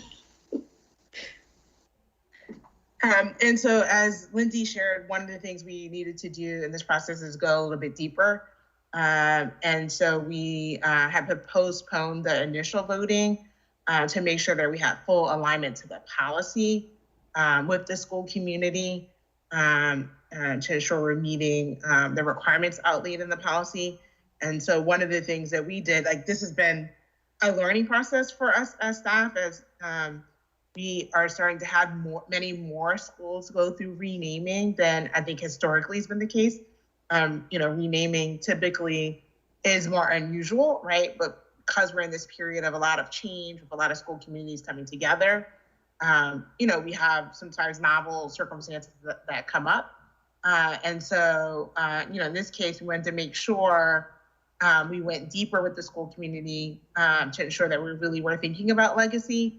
And that required us as staff, like this is an area where I feel like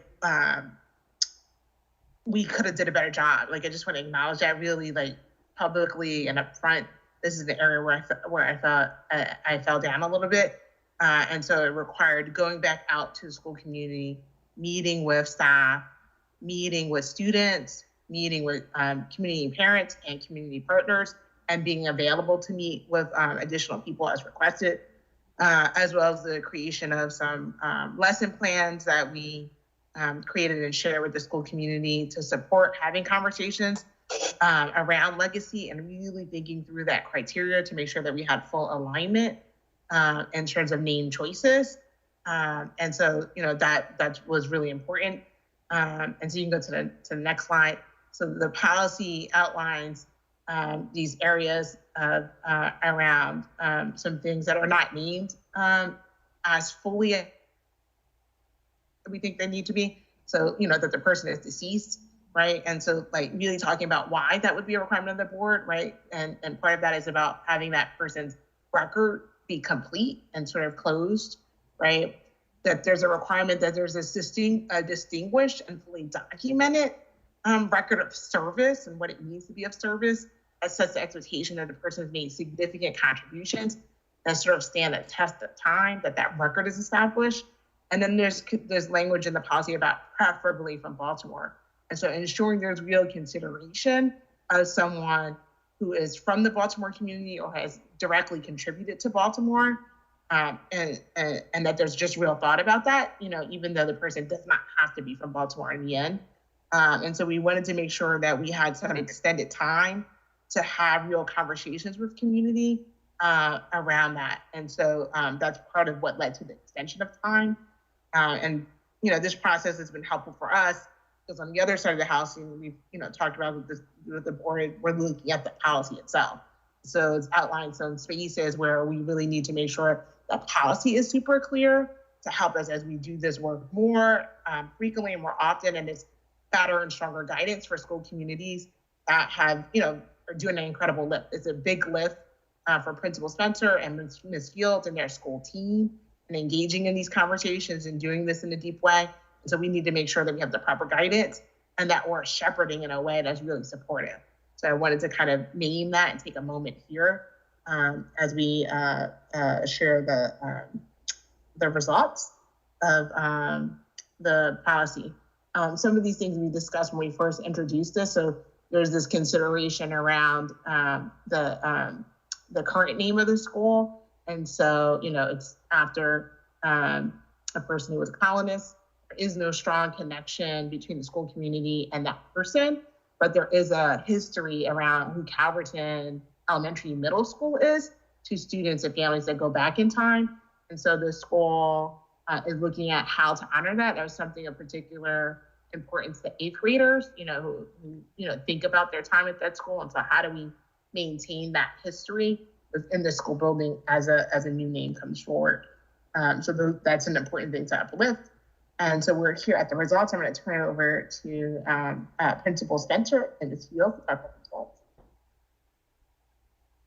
And so thank you so much. And so as you can see, here are the final results. After being able to vote, I want to believe it's the first week in May, our students and community members came together to be able to vote. If you look at the vote, majority of the vote was based on student vote. We spent a lot of time engaging in conversation about what makes a legacy important and what should go into naming a school. There are many names, and we have plenty of schools named after people, but do we truly know the individual the school is named after? And so we spent a great amount of time just diving in deep to talk about each and one of those candidates. So they were fully able to make a sound decision based and know who Elijah Cummins was, Katherine Johnson, and Henrietta Lacks. And so they spent that time each day, like Ms. Alvarez stated, through lessons, videos, discussions about, what makes that person or their legacy a good fit for the current Calverton and where we plan to go. The staff, parent, and community vote was not as high as our student vote, but the opportunity for individuals to vote was definitely present. As we discussed, I have Tune In Tuesday sessions bi-weekly, twice a month, opposite board meetings. So I'll have another one next Tuesday. We actually went out to community member meetings that were, normally going on to be able to actually be on an agenda to be able to discuss the new school's name. I even went to the feeder schools. And so although Alexandria Hamilton is closing, and we're merging with James Mosher, we also have kids coming to us in 6th grade who are coming to us from our elementary schools as moving into a middle school. So we even went into those schools to be able to talk with those 5th graders or to send out to those parents for them to be able to get their vote. We were very clear that Calverton Elementary and James Mosher will be community schools, and so the community should be able to vote on the name. And so at the end of the vote, Katherine Johnson was the name that the students and staff and community members chose. Next slide. And so just to give some background on Katherine Johnson, and this is exactly the background that was given to our students as well. One of the things that they really know that she's known for is to be the human computer. So we talked about just her skill set. And before, I bring out my phone, so we bring out the phone, the computers. And before we had all of these things, she was that individual who was able to calculate, to be able to get our country to have a first human on the moon. And so we talked about that process. And we also talked about how in her time, she definitely used her voice, her voice, which I try to get the students to use their student voice. And I explained to them how even in diverse situations and how she went before, and there weren't many that looked like her, as she was a Black female, but was leading the work among peers or colleagues that did not look like her. But in that, a lot came out of it. And so those are just the things that our students learned about Katherine Johnson. They understand that she did a lot for STEM education, and she literally promotes, when she was living, students to be able to take or follow fields in the STEM field. Next slide, please. And so, as Ms. Alvarez said, it's one of the major things that was so important to our school community is just a dive deep into talk about legacy. As mentioned, there are many schools, and if you ask the student, who's that person, they may not know who that person is. And so diving in deep and asking about the legacy of the person. So we went in, discussed Mrs. Katherine Johnson's legacy, but then we turned it to be able to discuss the importance of the legacy that we would like to leave as students and staff members of the school. And so long after we leave Calverton, as students and staff members, what do we want the school to be remembered as? What's the legacy that we want to be able to build? How do we impact the communities? Because Katherine Johnson, she impact communities. She impact a lot that we did in NASA, a lot that we did for our country, and she contributed to a lot in our country. So how do we want to make sure that we impact our communities, and what impact will we bring to the West Baltimore area? And so in this process of renaming Calverton, we dive deep into what is the dream school? And so me asking the students, what are some of the things that you would want to see at your dream school? And so that's actually how we started, even before thinking about the name of the school, what is it that you want for your school? And so in speaking with students, they shared with me all the things that was their dream school, from things about cooking classes and coding, robotics. I have some great photographers that are getting ready to come your way, debate, the art of gaming. So these are all these things that they talked about that they wanted to be able to do. Community service inside of our area. And so these were just a sample of the things that our students said that they wanted. And so in that budget planning session, when we started to talk about what do we want, we also started to be able to develop our vision and where we see ourselves going as we move into this new 21st century building. And so we believe Katherine Johnson, her legacy closely aligns with the legacy of where we see ourselves going.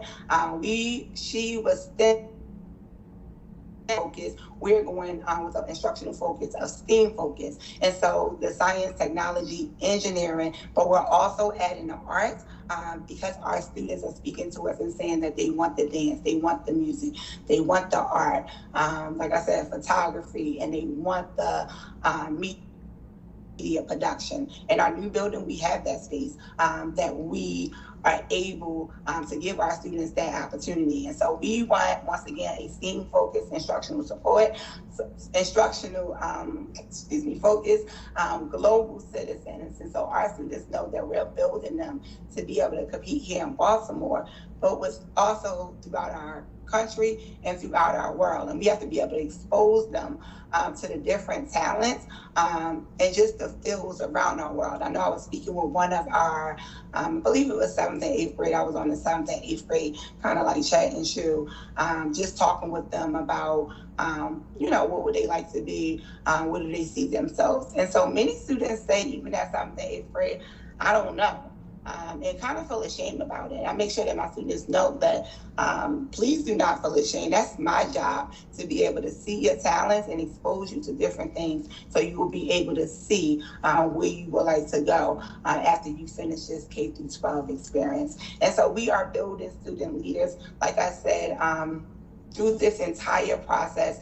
It has truly been amazing to watch the kids be able to voice what they want, and to just be leaders. And so in all of those clubs that I discussed, for them to be able to lead them and for them to be able to do the work and making sure they understand the importance of having their voice. And so as stated, they were a part of the entire budget process to say, like, this is my dream school, Miss Spencer, and be able to trust me to say, these are the things that you want, and we're going to definitely work to make sure that we get them for you.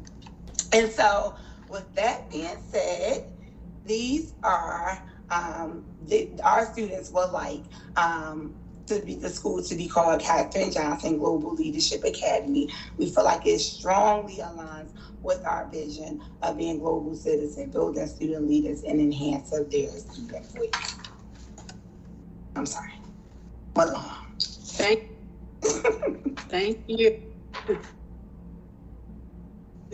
Thank you, everyone. Are there any questions? I want to congratulate you on the process that your students went through. Commissioner Griffin, your hand is up. Did you have a? Oh, okay. It's just okay. Just want to make sure. All right. Okay. Is there a motion to approve item 8.06, which is the renaming request for Calverton to its new name? So moved. McFadden. Commissioner McFadden, is there a second? Second, Brooks. Thank you. Thank you. Those in favor, Commissioner Brooks? Yes. Commissioner Griffin? Yes. Commissioner James? Yes. McFadden? Yes. Commissioner Reed? Yes. Commissioner Roberts? Yes. And I am in favor. So this item has passed. We have 7 in favor and 2 absent. Congratulations. We look forward to visiting you at the new Katherine Johnson Elementary. No, give me the full title again. Katherine Johnson Global Leadership Academy. Global. Thank you very much. Congratulations. Thank you. Thank you. Thank you all. Thank you. Commissioner Reed has asked to withdraw the request for item 14.01. So we have the last item pulled would be 19.01, and that was the Baltimore City Health Department, and was a question around discussion of the COVID-19 MOU within this agreement.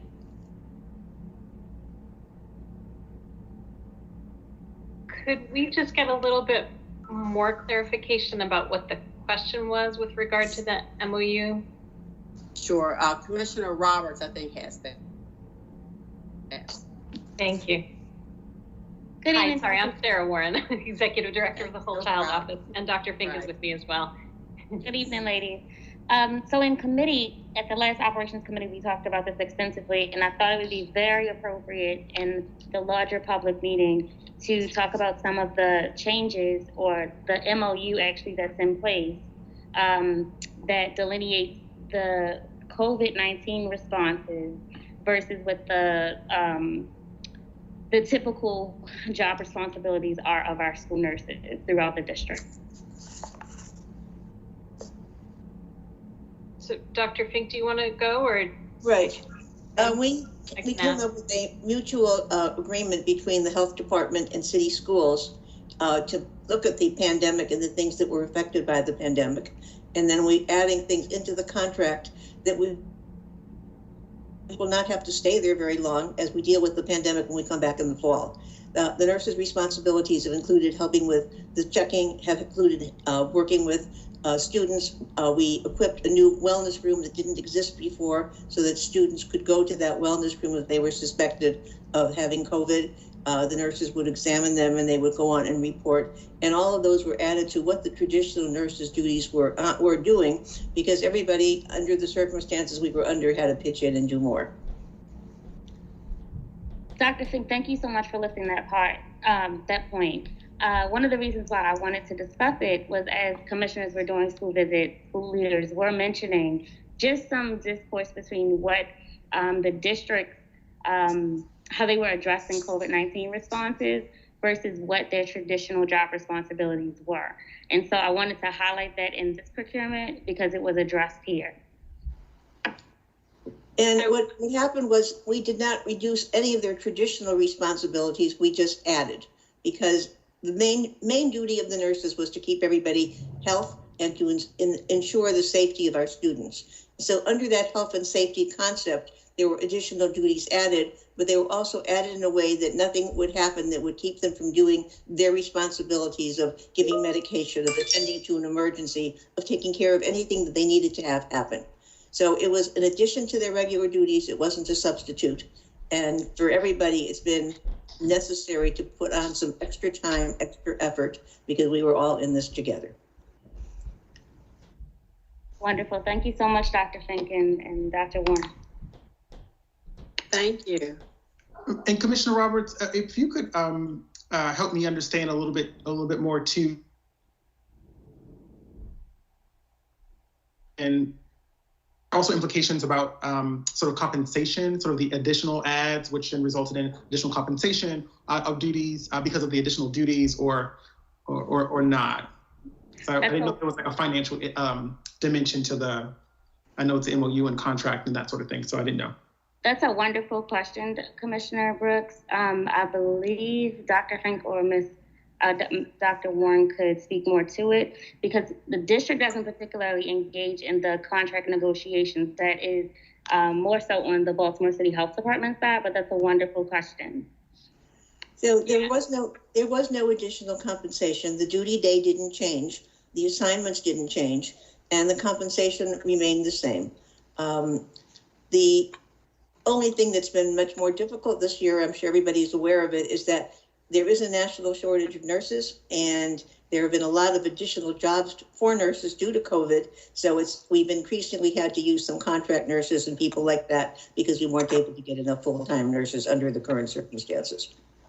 The only other thing that I would add to what Dr. Fink has shared is just that we have recently gone back through and really reviewed we have sort of a delineation of the roles of each of the different types of staff members in the health suite, and everything that we put into that MOU around health screening as the students come into the building, monitoring the wellness room. So if a student is brought from a classroom to the wellness room because they were suspected of having COVID-like symptoms, while those things weren't specifically called out because COVID didn't exist when we were first created the definition of those roles, there was nothing that was outside the bounds of their roles. It just wasn't specifically tagged as COVID or pandemic response. So it was all very much within the normal function of a nurse or a health aide.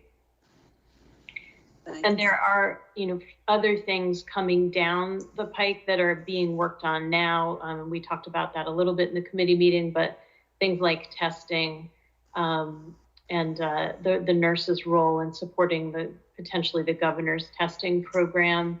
So those kinds of things are, it's an ongoing conversation with each step that we take in this process of figuring out what we need to do to be responsive to whatever the latest situation is and the latest services that we're trying to provide that are COVID related. Great. Did that answer your question, Commissioner Brooks? It did. I just was, just curious as to so it just sounds like there was just a clarification and some adding, and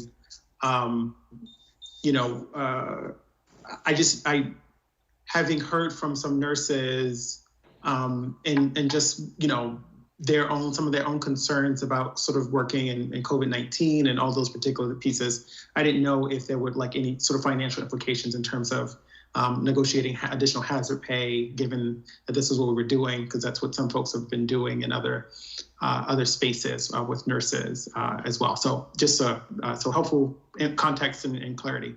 So thank you. Madam Chair, I move the approval of procurement 1901. Thank you, Commissioner Roberts. Commissioner Chinia folks stepped away and she designated me to continue the, so is there a second to Commissioner Roberts' motion for? Second read. Thank you. Second by Commissioner Reed. All those in favor, Commissioner Brooks? Yes. Thank you. Commissioner Griffin? Yes. Commissioner James? Yes. Commissioner? Yes. Commissioner Roberts? Yes. I'm in favor. This motion passes. Mr. Gant, can you just give me the exact number? 6 in favor, 3 absent. Thank you. Is there a motion to approve the remaining consent agenda? Robert. I move approval of the remaining consent agenda items. Thank you. Moved by Commissioner Roberts. Is there a second? An emphatic second by Reed. Thank you, Commissioner Reed. All those in favor, Commissioner Brooks? Yes. Commissioner Griffin? Yes. Commissioner James? Yes. Commissioner Reed? Yes. Commissioner Roberts? Yes. I'm also in favor. Are there no opposed and no one abstained? So that means there are 6 in favor and 3 absent.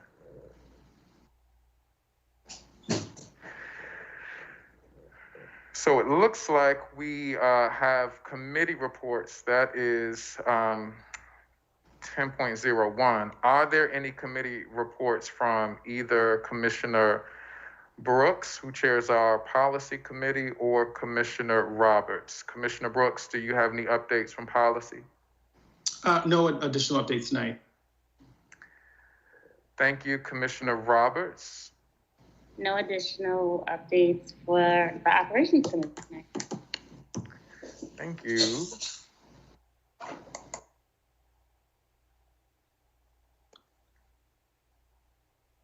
Before we adjourn, Commissioner Chinia, our chair, wanted to make sure that we thank Councilman Bullock for his role in the renaming process.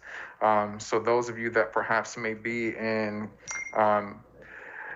Councilman Bullock's district, commissioners or those that are close, we just want to acknowledge Councilman Bullock for his work and his commitment to city schools and to that community and supporting the process. Dr. Santalisa, I'm not sure if you wanted to add to that. I saw you appear. No, there was no need to, sir. You covered it beautifully. Nice. I think we are finished. Thank you, Doc. I think that we are finished. Is there any additional questions from our commissioners? Anything else that any commissioner would like to add? Just wanted to acknowledge API Heritage Month and to recognize the contributions of our AAPI community members and our students and families. Thank you so much for that, Commissioner Brooks. Ms. Alvarez, I see that your hand is raised. Ms. Alvarez? I also wanted to make sure we acknowledge Senator Hayes. Sorry, the school community also engaged him. So that was absolutely.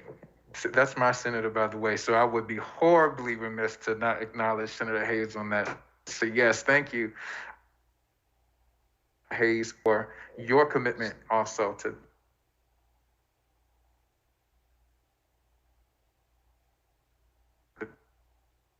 26, and we have a new charter application work session.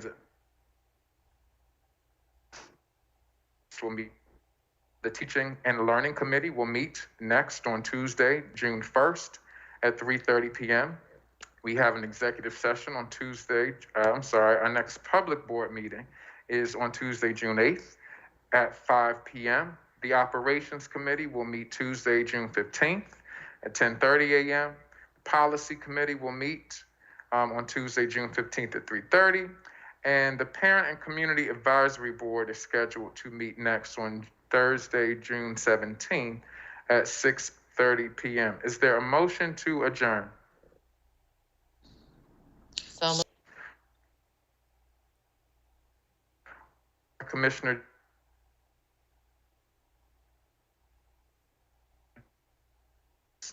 Yes. Commissioner Griffin, Yes. Commissioner James, yes. Commissioner Reed, Yes. Commissioner Roberts. Yes. I'm in favor. We are all in favor, Madam Chair. I'm not going to adjourn the meeting. You are back, so you can do that. I apologize. My computer said enough, and then it let me come back to say good night. Thank you all, Commissioner McFadden, for filling in. I know you did a wonderful job, but thank you, everyone, and have a very pleasant evening and stay safe. Good night. Good night, everyone. Good night.